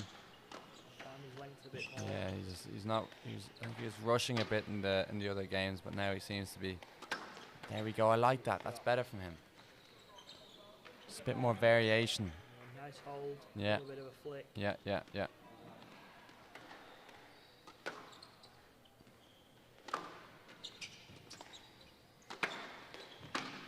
Oh. Yeah. Carlton reminds me a bit of a boxer, in a way, in the way he plays the game. He throws. He plays with a lot of variance, but he throws with punches. You know, throws with combinations. Very heavy punches. Yeah, very heavy. Oh, and he's punched the tin there. Below the belt. Yeah.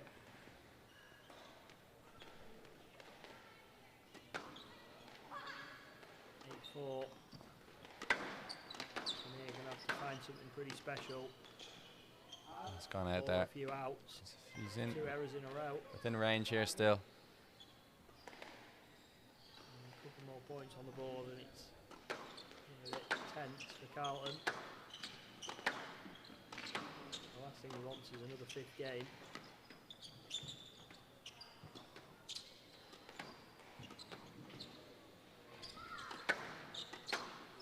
Oh. That stopped. Thought about it.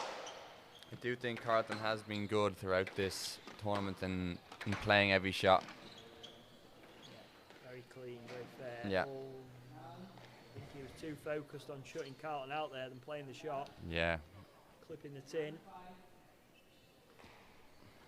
And just going back to that, you see the reward of being fair as a player, you know. I do think generally the more fair player wins in the end, because they're, as we saw there, if you're focused on shutting the player out, then the quality of your shot will inevitably be less. That's a tongue twister, that word, Joe. Yeah, I mean, there is certain truth to that. Obviously, you know, if I stepped on court with maybe Zachariah, I'm not sure that would be the Maybe. That's That's true. I'm sure I'd come out on top in that one. That one is a stroke. 9-6, 2 points for Carlton to become national champion. Or a few more for Tamir to save his hopes. Oh. And we saw this in the girls' match. Yeah. Slightly tensing up in the closing stages. Maybe seeing the finish line.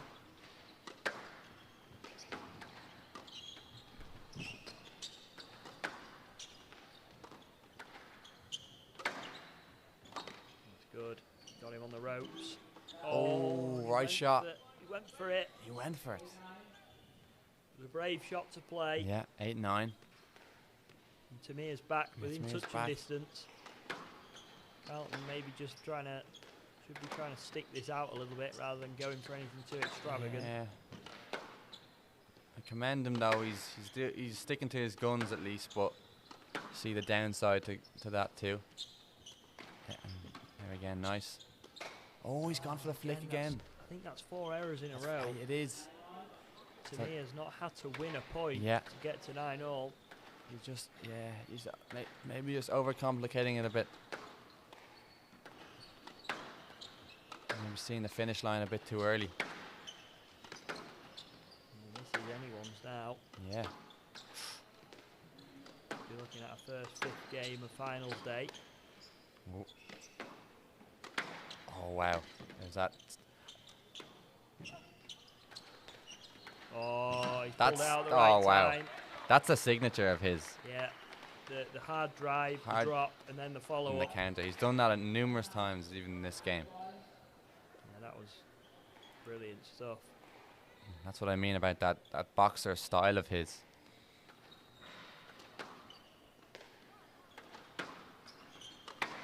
There he goes again. Match ball. Oh, he's looking for it. Oh, Gonna give a let there. We're not referee. ending on a stroke. Yeah. Right Knew thing that was from the gonna referee. But one championship ball for Carlton Capella.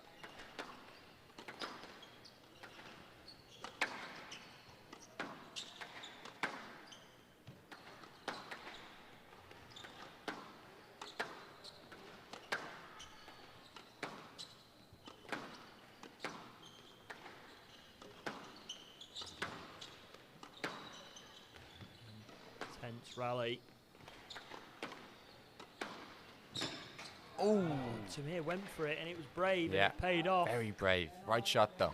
Forced the error. Yeah, squeezed them. Back at 10-all here in this fourth game. All to play for still.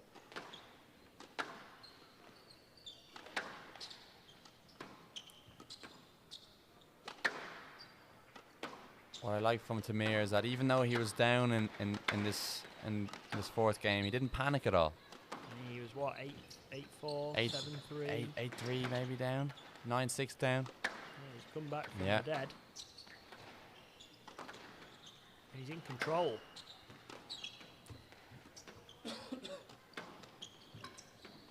Oh. Yeah, Both right decision. complaining there that they wanted one decision and they ended up getting a let. Again, the heads went down.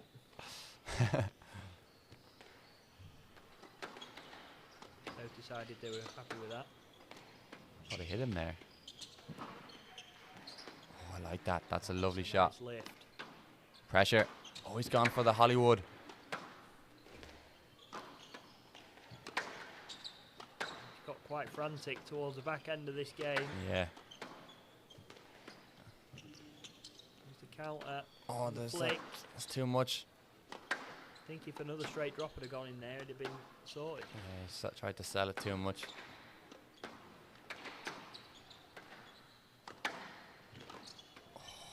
Oh, brilliant rally. Oh, wow. Oh, brilliant lift. Carlton looking a bit leggy. Yeah, for he the is first here, time in isn't this he? match. Haven't seen this from him yet. And there we Oh, go. There it is. Tired Tamir error. has squeezed the air. Tired error from Carlton. And he finds himself game ball down and heading into a fifth.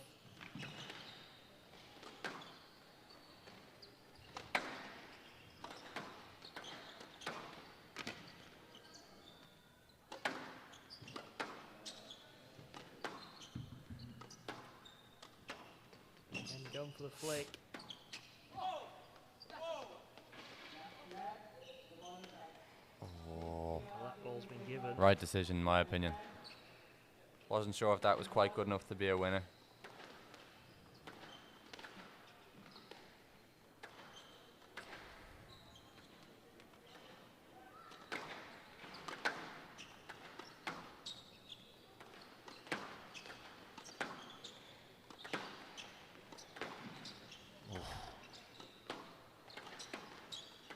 No let. No let. No let. We're into a fifth. Game here.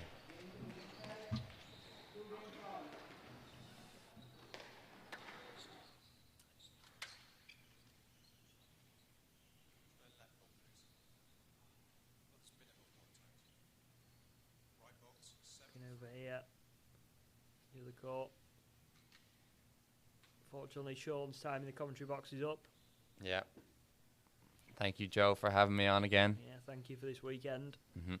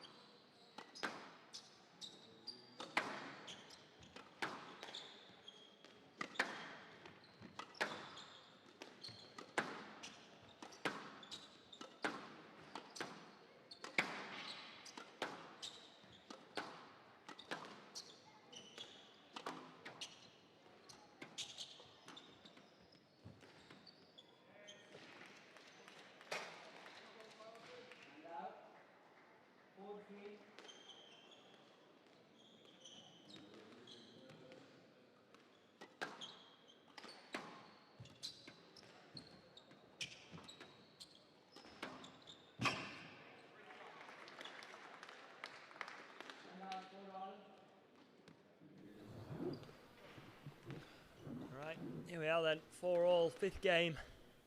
Doesn't get much closer than this.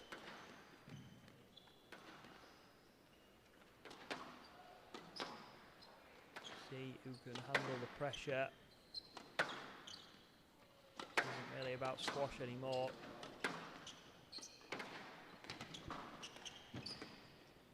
Is who's got the mental strength. Push through.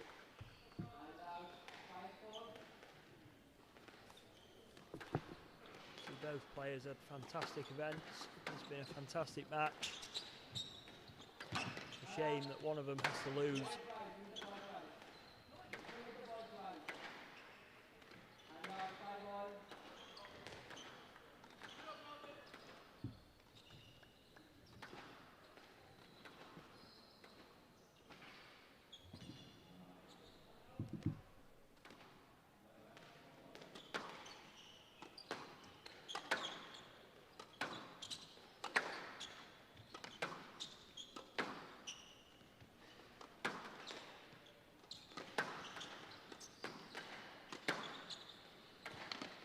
Great length from Carlton, fist pump goes in.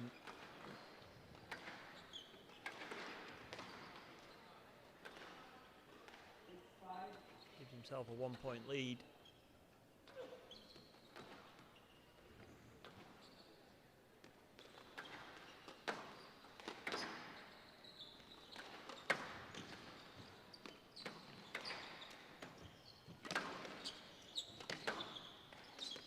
Stroke, and he knows it.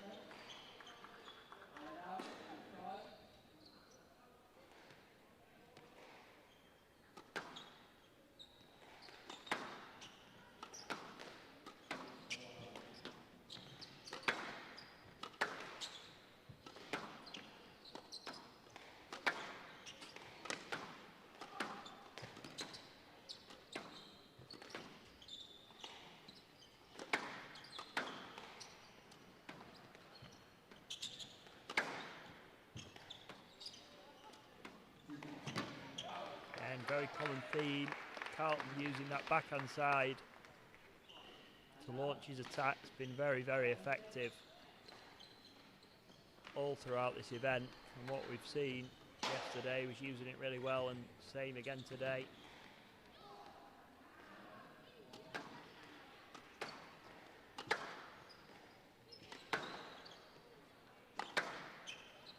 Girls under 13 final has gone all the way to 5 games.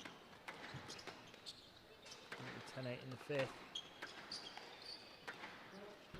With Juliet Z down 10-8 in the 5th. Maybe won't quite be a Z sweep. Yeah, and that's it. Megha Ravichandran has taken home the girls under 13s national championship. Congratulations to her. Commiserations, Juliet. Fantastic final by look of the scores. Boys under 13s final, Teddy Edwards taking home the 3-love victory.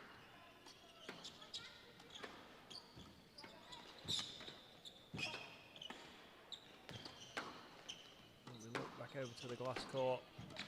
Samir with an 8-7 lead now in the 5th, and he's going to get a stroke. And from the brink of defeat, he was 10-7 down in the 4th game, and now he is very, very close to bringing home this national championship. And it would be absolutely amazing comeback if he was to take this. 2-1, 10-7 down. The comeback story.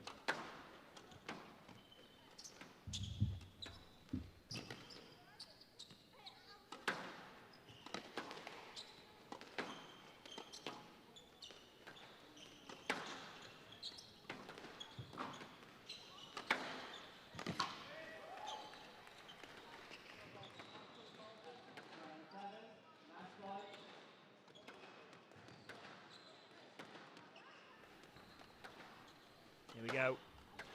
3 championship balls. On the brink of defeat.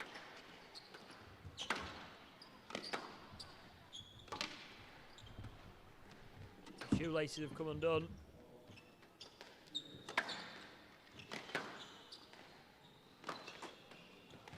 Gone for the three-wall post. Oh. He saved one. Actually might favour Carlton, give him a little bit of rest time, even though he won that last rally. One match ball save, 2 more to go.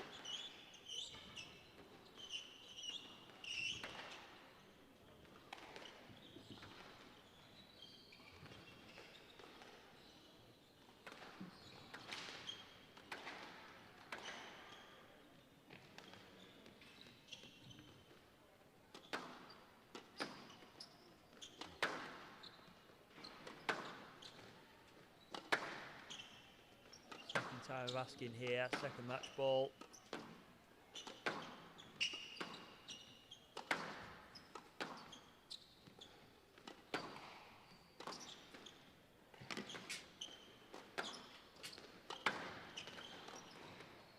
And there it is. Tamir Wiegenfeld is the boys under 17 US national champion, taking out the number 1 seed Carlton Capella from 2-1 down in the 4th game and 9-6 down, 10-7. He's come back from the jaws of defeat to take home the title. Very, very good event from both boys. It's a shame one had to lose. He's going to have a quick interview with Linda as we see Linda's son Jack taking on Yassine Shalabi with a 1-love lead. This for me is match of the day when looking at it this morning. Jack making very light work yesterday of Parth Kera in the semi-final. Yassine had a slightly tougher test against Lars Gertsen, but obviously still coming through that in 4 games. And these two have met many a time on the junior circuit, played multiple finals against each other. And it's just adding to the list. 6-3.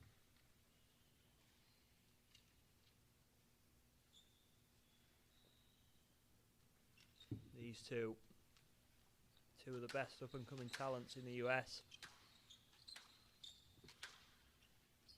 Both playing a couple of pro events already. Yassine and Jack, I'm guessing, will both be looking going to college very soon. Jack got an extra year as well, so this being Jack's down year, for him to be in the final already is pretty ridiculous stuff. Out. 4-6.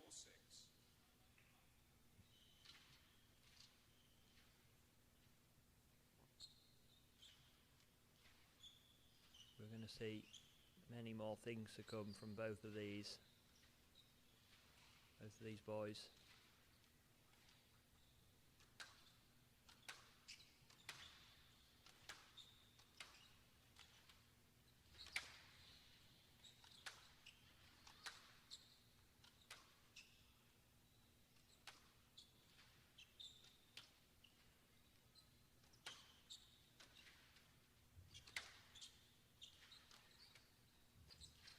Oh, lovely shot. Seen that a few times this weekend from many players. Holding the ball in the front corners, flicking it cross court last minute. Beautifully executed by Yassine. We will be looking over as well to the other glass court at some point.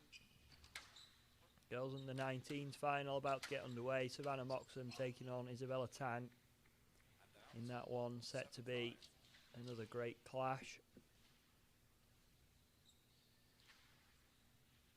And this, the conclusion of fantastic weekend of squash here at the Spectre Centre.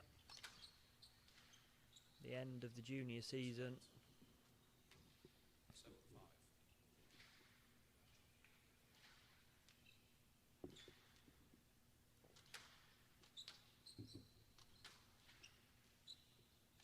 Obviously there's still events going on, but this is the the culmination of the year of training, hard work, events, everything.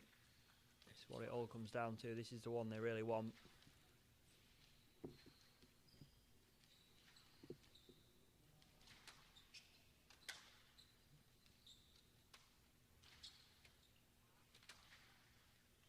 out. 6-8.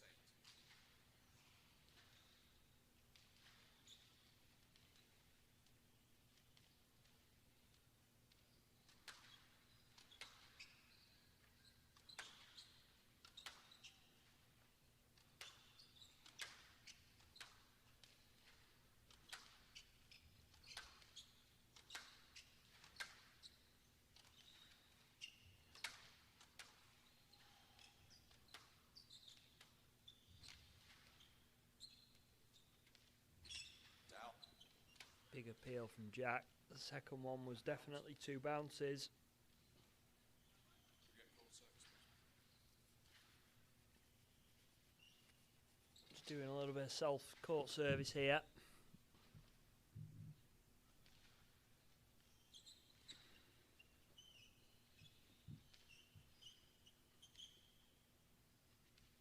And out. 9-6.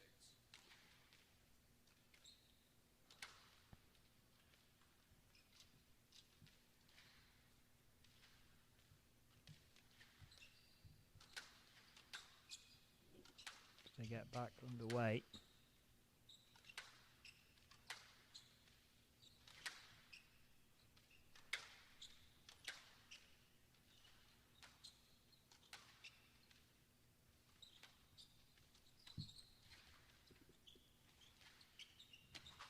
Good counter going in from Jack. You've seen just questioning the movement there slightly. It's a winning shot. Play on, please. Jack with 4. Game balls to level things up.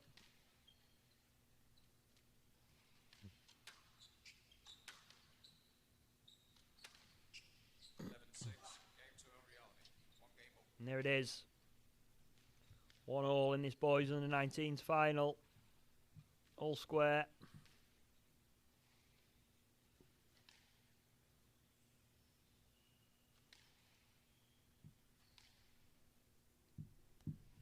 There it is, lovely view of the centre. That's the view that we have got up here in the commentary box.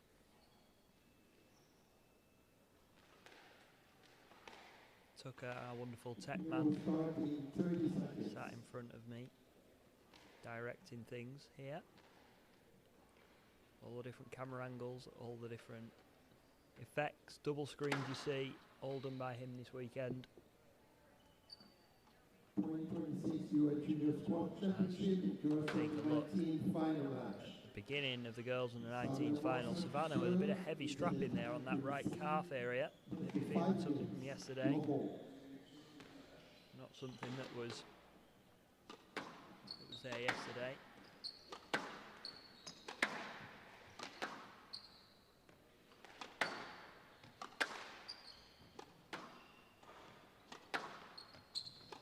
Both these girls coming through comfortably yesterday. So it'll be both pretty fresh. Be interesting to see different styles, different physiques. I'm not sure on previous results for these two. I'm sure they've probably played at some point. 2 love. And both of them already playing the odd PSA event here and there.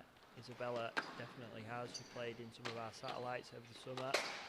And she has got the wild card to a couple of bigger PSA events. Savannah, similarly, I've seen her in a few of the draws, so already at such a young age, they're playing in the highest level.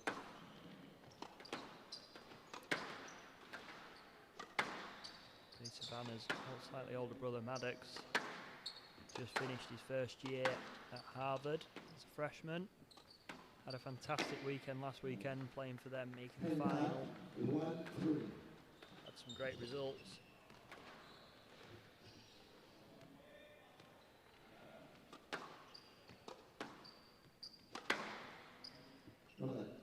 See if she can follow in his footsteps this weekend. Bring home a title. Go one further.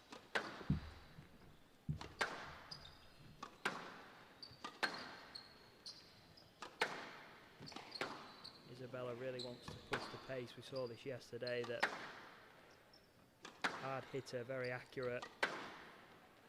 Likes to go short when she's got the chance. Uses that lob serve very effectively.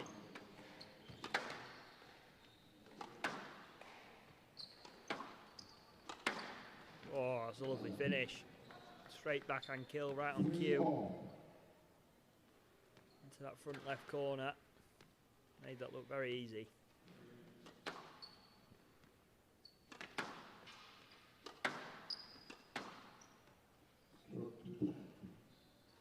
Stroke. Rattled off a few quick points.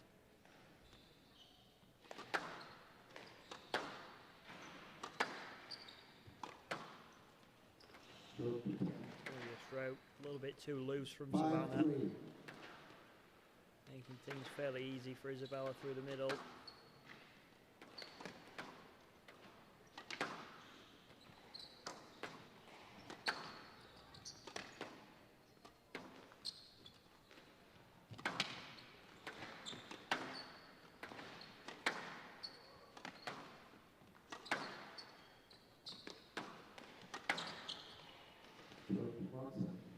Strokes, 3 strokes in a row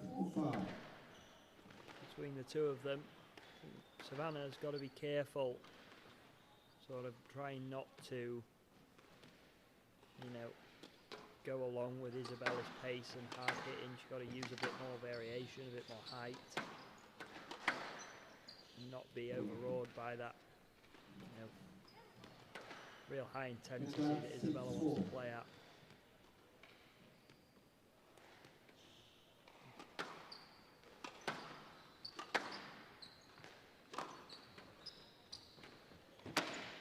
Drop on the follow-up, nice and simple. Simple squash, drop shot, cross court, making Savannah do the diagonals.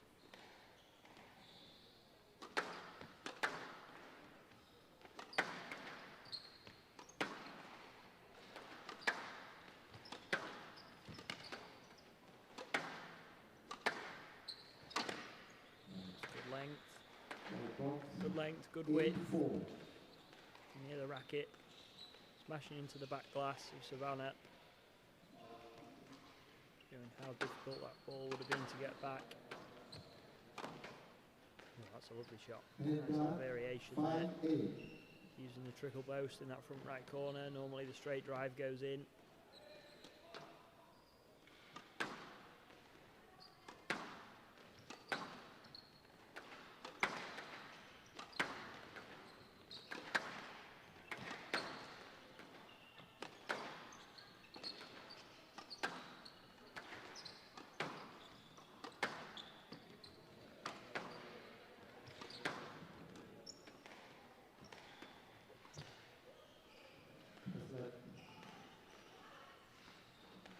From the right, 5-8.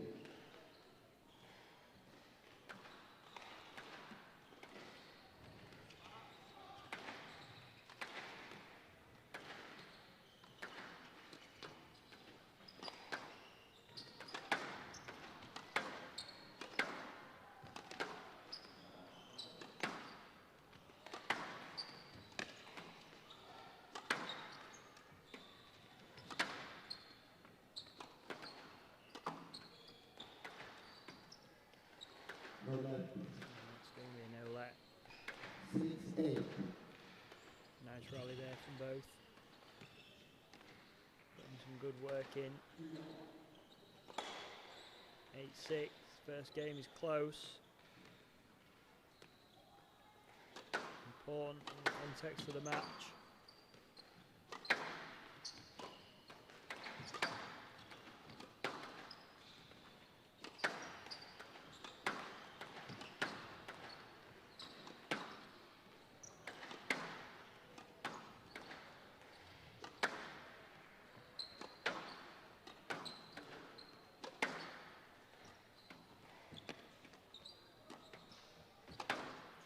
Bose goes in, opens the court up a bit too early. He's on the run. It's going to be a stroke. Swing's just about prevented. Going into that front left corner.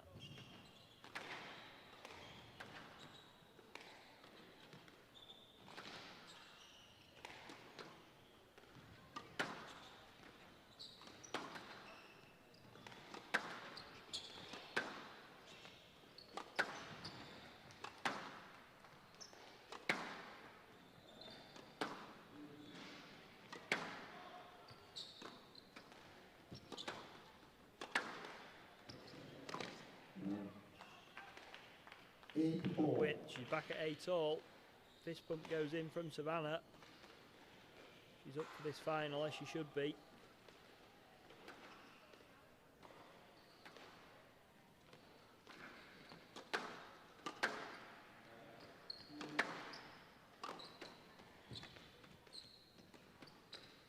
Post just being played a bit too early. She got away with one getting the stroke. I think Isabella's got to be a little bit more patient. That Bose going in a bit too quick. Opening the court up for Savannah.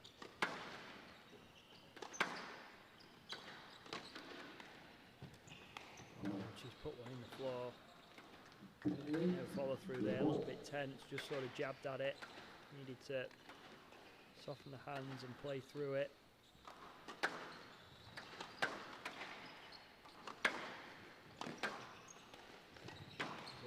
Found himself with 2 game balls.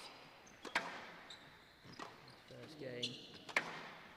Savannah just injecting a bit pace of her own to bring her back to 9-10.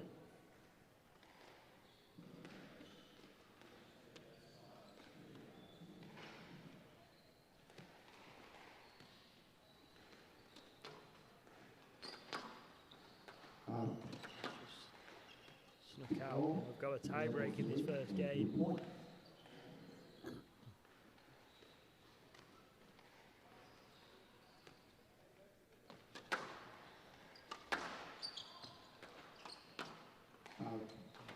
Gone out as well. Did so well to get back to 10 on. Giving away a free one a little bit there. Now Isabella with 3rd game ball. She's done it. 12-10 first game. It's a big one. And I look back over to the other glass court. Yassine and Jack really going at it. Been watching the scores and they've barely been moving. Some long rallies by the looks of it.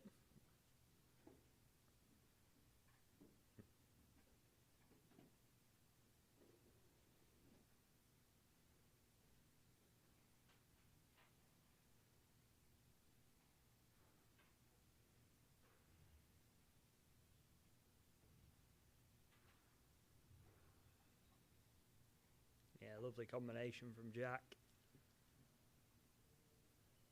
Was pretty aggressive there from the serve.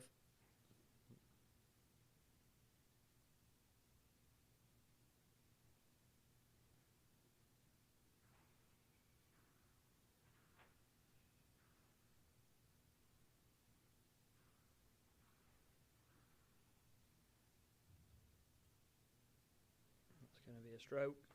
Poor shot from Yassine, really.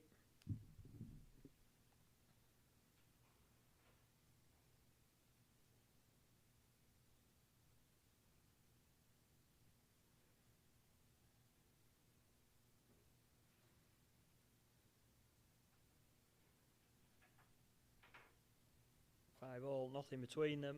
1 all, 5 all.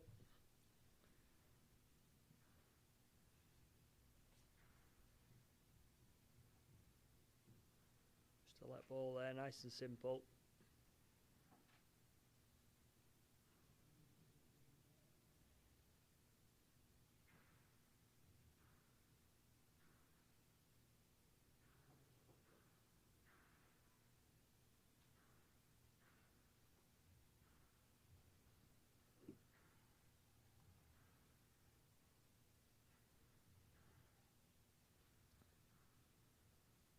Oh, lovely shot from Yassine. Jack appealing for something there, but he's not going to get much joy. It was a beautifully executed backhand drop. Straight onto the racket, but still got to pull it off.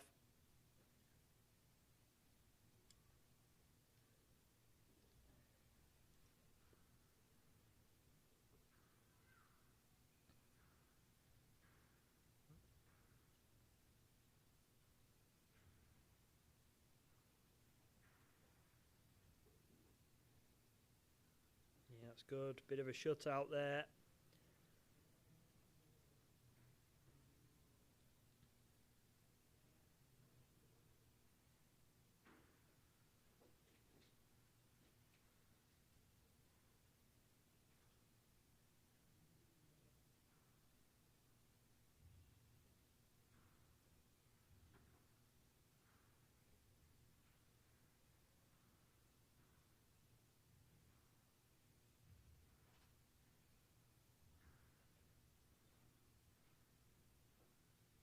Both players seemingly want to target this left wall.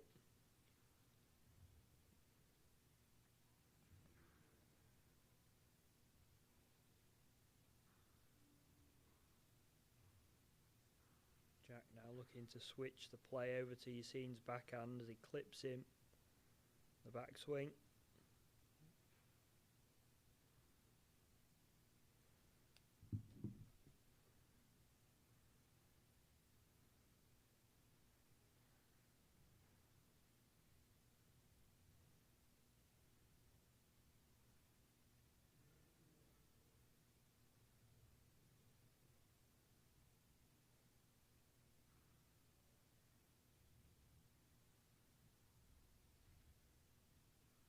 Yassine just finding the top of the tin there. It's unlucky.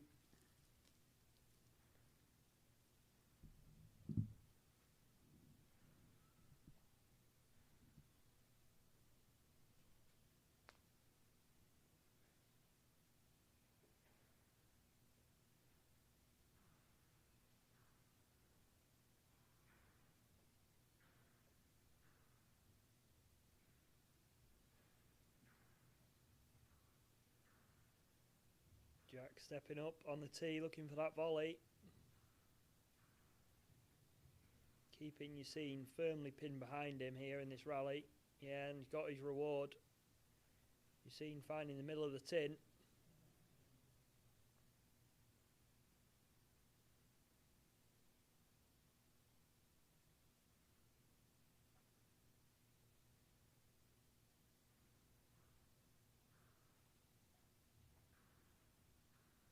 And 7-all, nothing between them. 1-all, 7-all.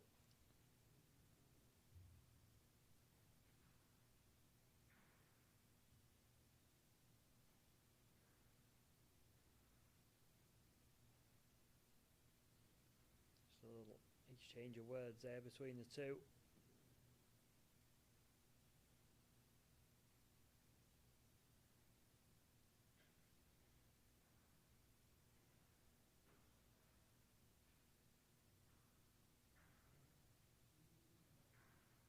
Isabella over on the glass court on the other side has taken a 7-1 lead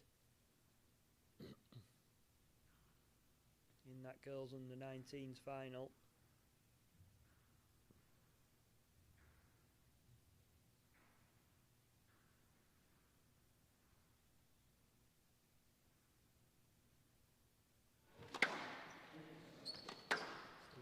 See it. Isabella putting a hell of a amount of pressure on Savannah. 8-2.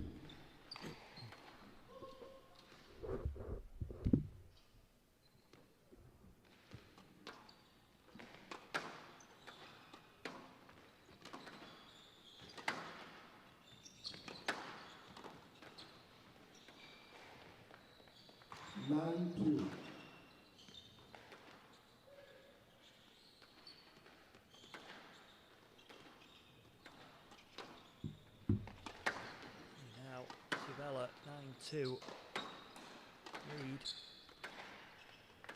10-2. Game over. And Savannah's got a big reset to do here in his third game to have a fighting chance in this final.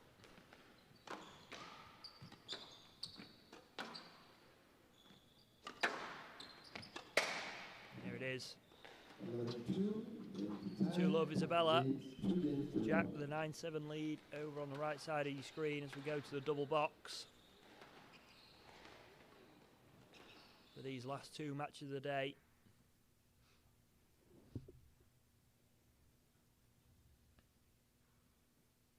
Or reaction volley, and he's reeled in the stroke. Got 3 game balls to take a 2-1 lead.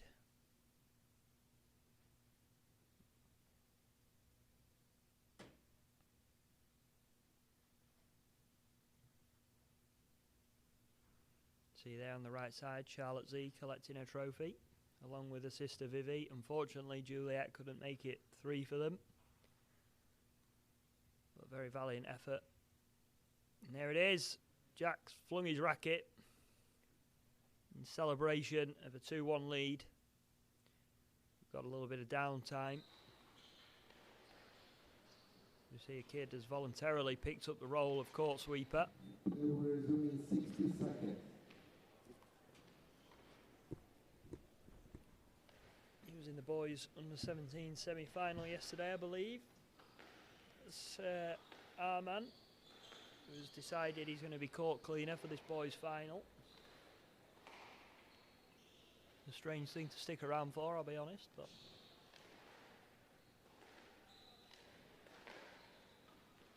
see there, Spectre Centre, fairly busy in the crowds. They will resume in 30 seconds. People sticking around to watch this final. Obviously, it's always a little bit emptier on the Sunday.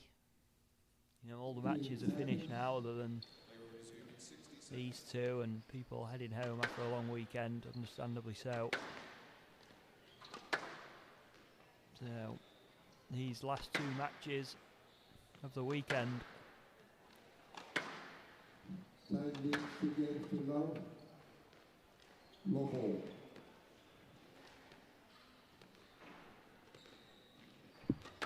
Isabella 1 game away from the national title. She's had a great season. Every time there's an event on, she seems to win it. She's already making waves on the PSA Tour.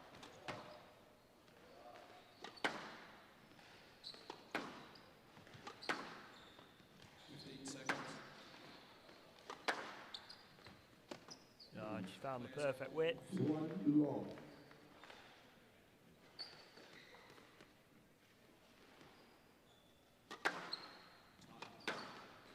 Seeing Jack come back. Jack with a new shirt and a headband for this 4th game.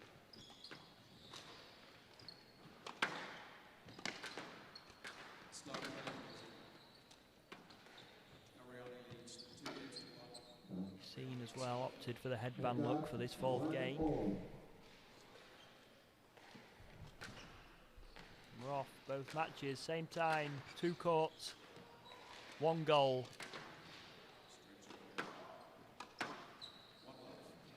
It's like 1-0.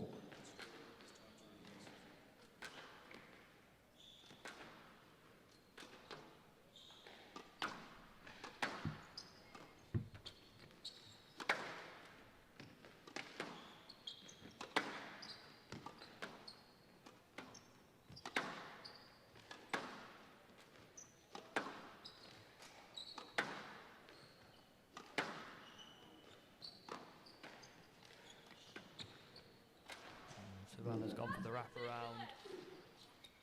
Miss Moxa. Not getting what she wanted, which was a stroke. Goes to the right, to the right, to the right. And down 2-1.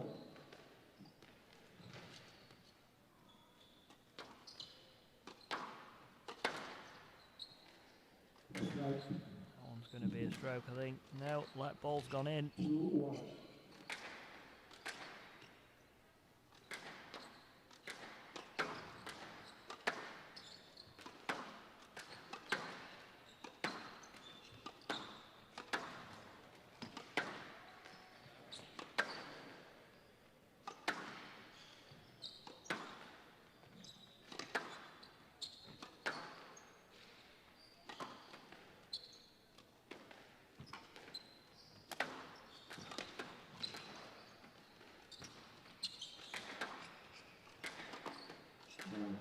Isabella finding the middle of the tin And there. two Savannah all. with the strings gone. Have the broken racket string.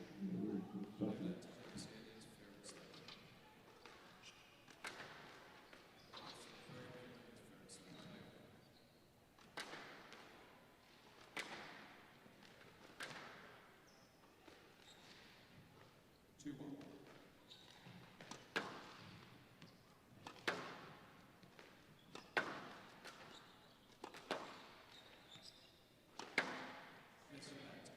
Two all.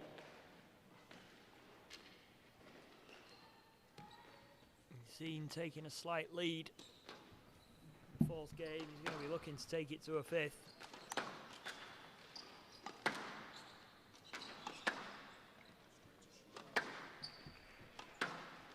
This is where Jack's got to try and keep it together a little bit.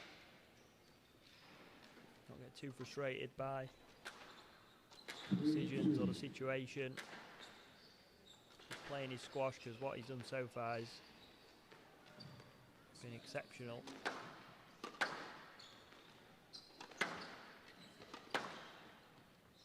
Savannah as well, looking for a comeback against Isabella.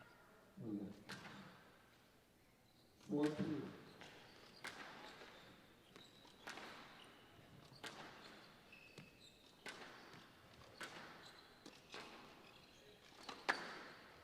You've seen a bit of a head fake there on that boast, nearly caught him out.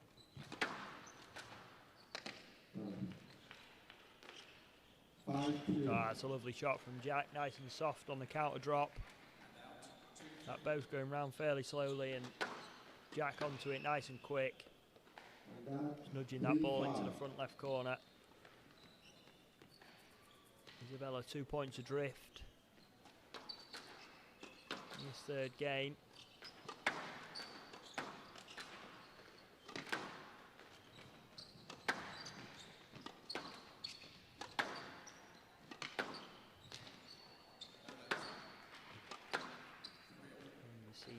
Complaining a little bit about the movement there from Jack. And that's 6-3.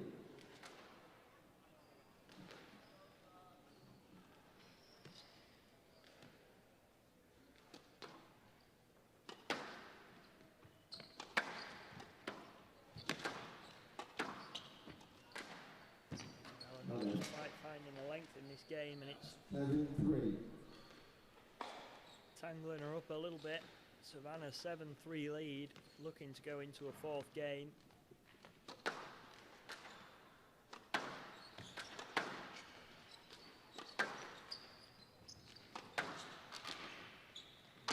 Squeezing the error, appreciated by Jack, good to see. Acknowledging the quality of shot there that you've seen played. Might not look like a Hollywood shot, but playing that ball in nice and tight against the sidewall. Jack couldn't do anything with it.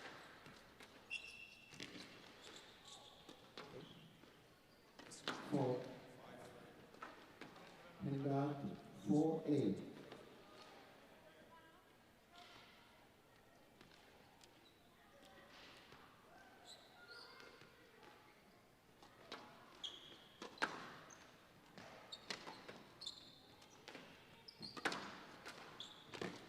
Isabella's found a width.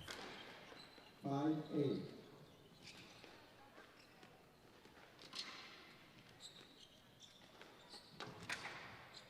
Jack actually flying around the court here.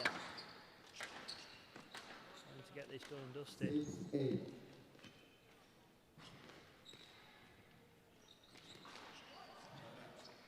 Looking at the movement there of Jack, you see him just sort of bumping into him on the way through. Still getting no joy from the referee. Set. 6-8. Time for Isabella the back within two, let ball there.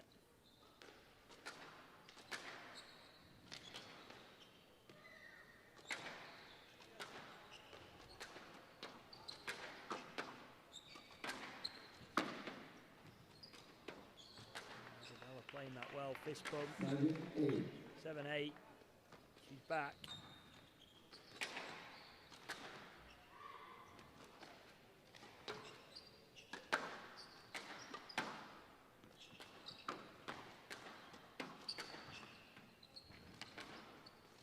Beautiful shot from Isabella 8-4. to that front left corner.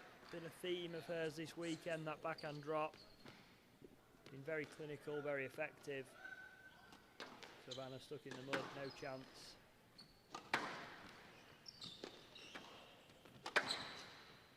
Oh, and again, nice little hold 9-8. with the wrist past Savannah and find the perfect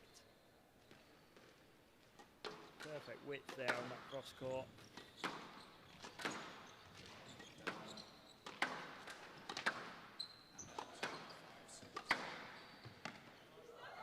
No lucky. And we're going to zoom in on the glass court west Because you're to too see close to potentially the her, closing she's stages of this match. You create a match to first. Isabella 8 balls. with 2 championship balls to take home a national title. Savannah came out strong. She was 8-4 up in this game. Isabella Now, just finds the top of the tin, but Isabella has gone until that point 6 points with no reply. Savannah, one last fight, one last charge at this final.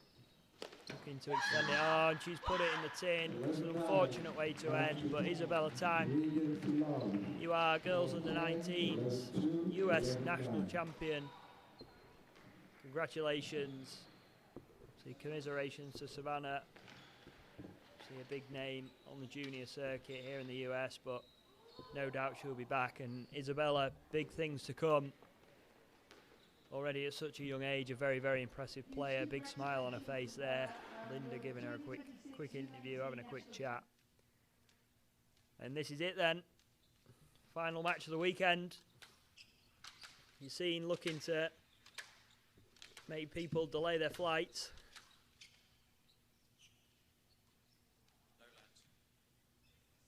Yeah, that's the right decision, I think. He was quite away in the corner. I'm not really sure why he stopped. Could have easily played that ball straight, arguably even cross-court from that position. And that's 7-all.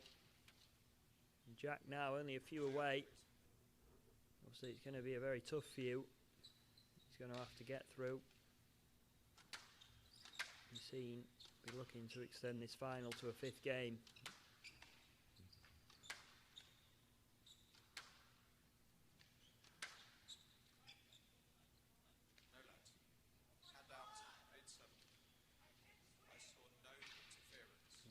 Again, I think that's the right decision. Jack very frustrated with the referee, and this is where he's got to keep his head, not let that decision affect him. You see there, he's still talking away to himself. He's got a stroke. It's 8-all, and it's loose from Yassine. At that stage of the match, you've got to stay solid, especially being 2-1 down. He's just given Jack an easy way back to 8-all.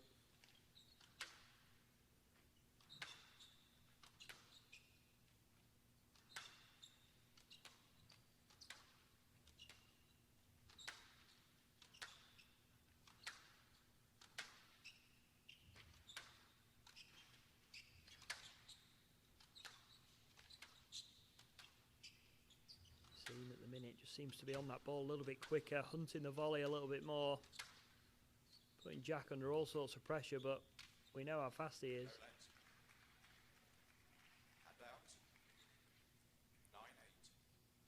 9-8. He's done exceptionally well to get to this point. Looking to take this to a 5th and keep us all here a little bit longer.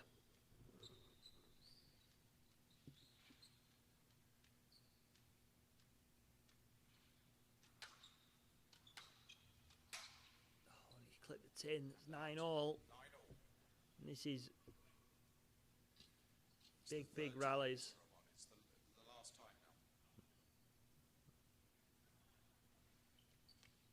Jack, I think, wanting to tie his shoes here. Being told to play on. Again, the new directive, they want play to be as continuous as possible. So Jack probably only allowed to be tying his shoes if his shoelaces were undone. It's a nice hold in the front corner. Snap past him, gives him game ball. Only one of them, 10-9, game ball. but it might be enough to send this final to a fifth.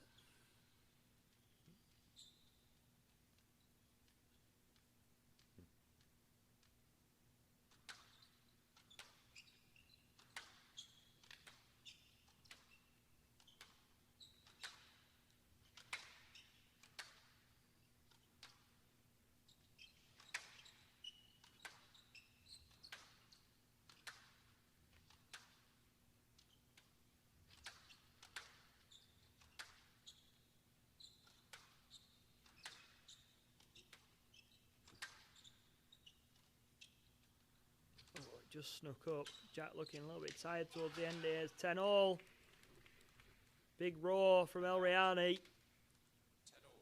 Player must win by 2 points. Very quickly, but it's the last time. Being allowed to tie his shoes this time.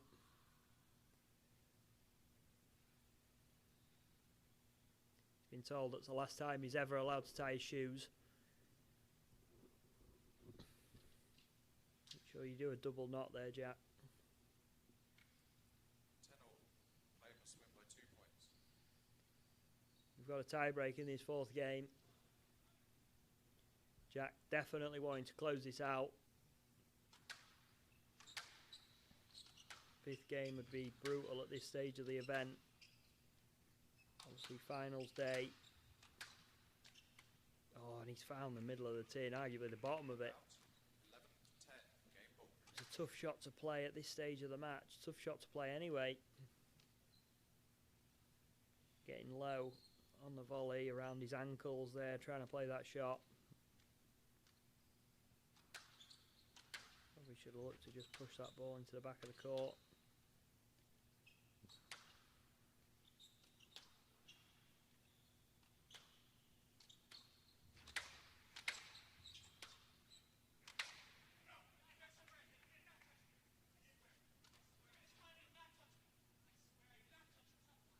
And out. No let. And out. Both boys arguing quite intensely there. Play on. You've seen saying he hit him, Jack quite clearly not agreeing with that. Both players play on.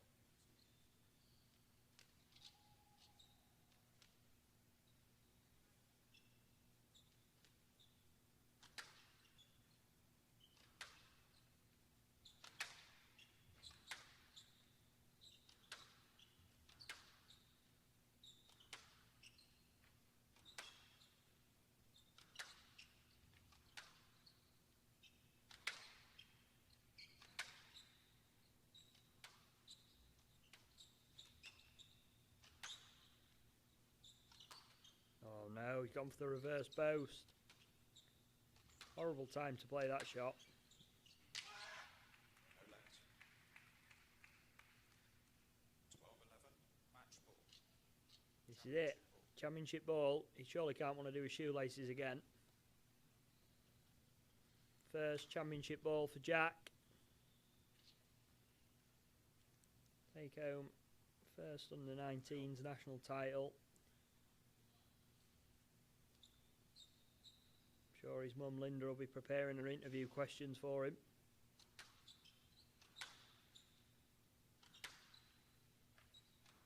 See if you've seen.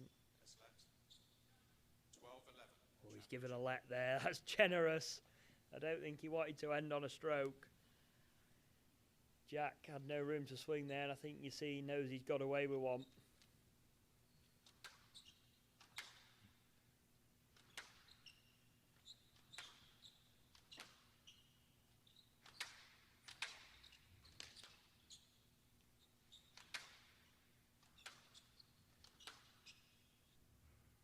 Beautiful weighted shot to open up a chance. Oh, he got it. You've seen he's hanging on for dear life here, throwing everything at him. 13-11. Give a no let, and there it is. Big reaction into the camera as he's still going.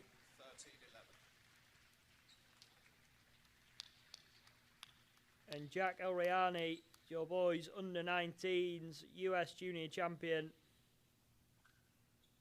Commiserations to Yassine. Very, very hard fought battle there. But Jack taking home the title. His mum Linda begging him to come back to do a little interview with him. And there we have it.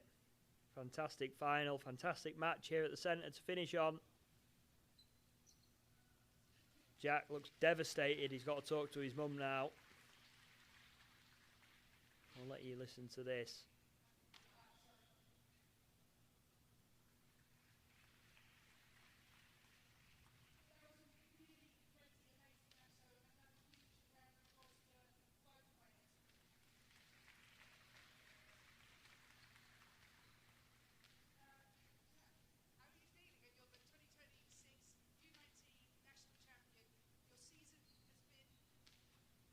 Interesting injuries and things. How are you feeling now?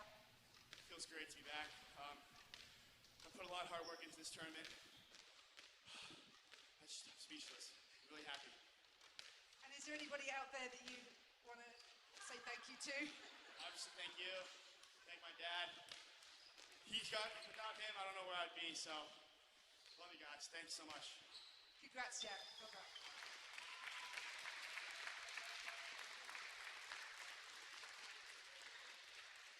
Everybody who is getting a trophy, please go to court 5, please, because we're having the award ceremony as soon as possible. All right, there we have it. That is the end of this year's 2026 US Junior National Championships here at the Alan Spector US Squash Centre. Congratulations to all our winners this year. It's been a great event. Thank you to everyone who's played, participated, helped out with the event. It's been another amazing weekend here at the centre. Thank you for listening to me on the commentary and Sean as well. And we'll be back next year. See you soon.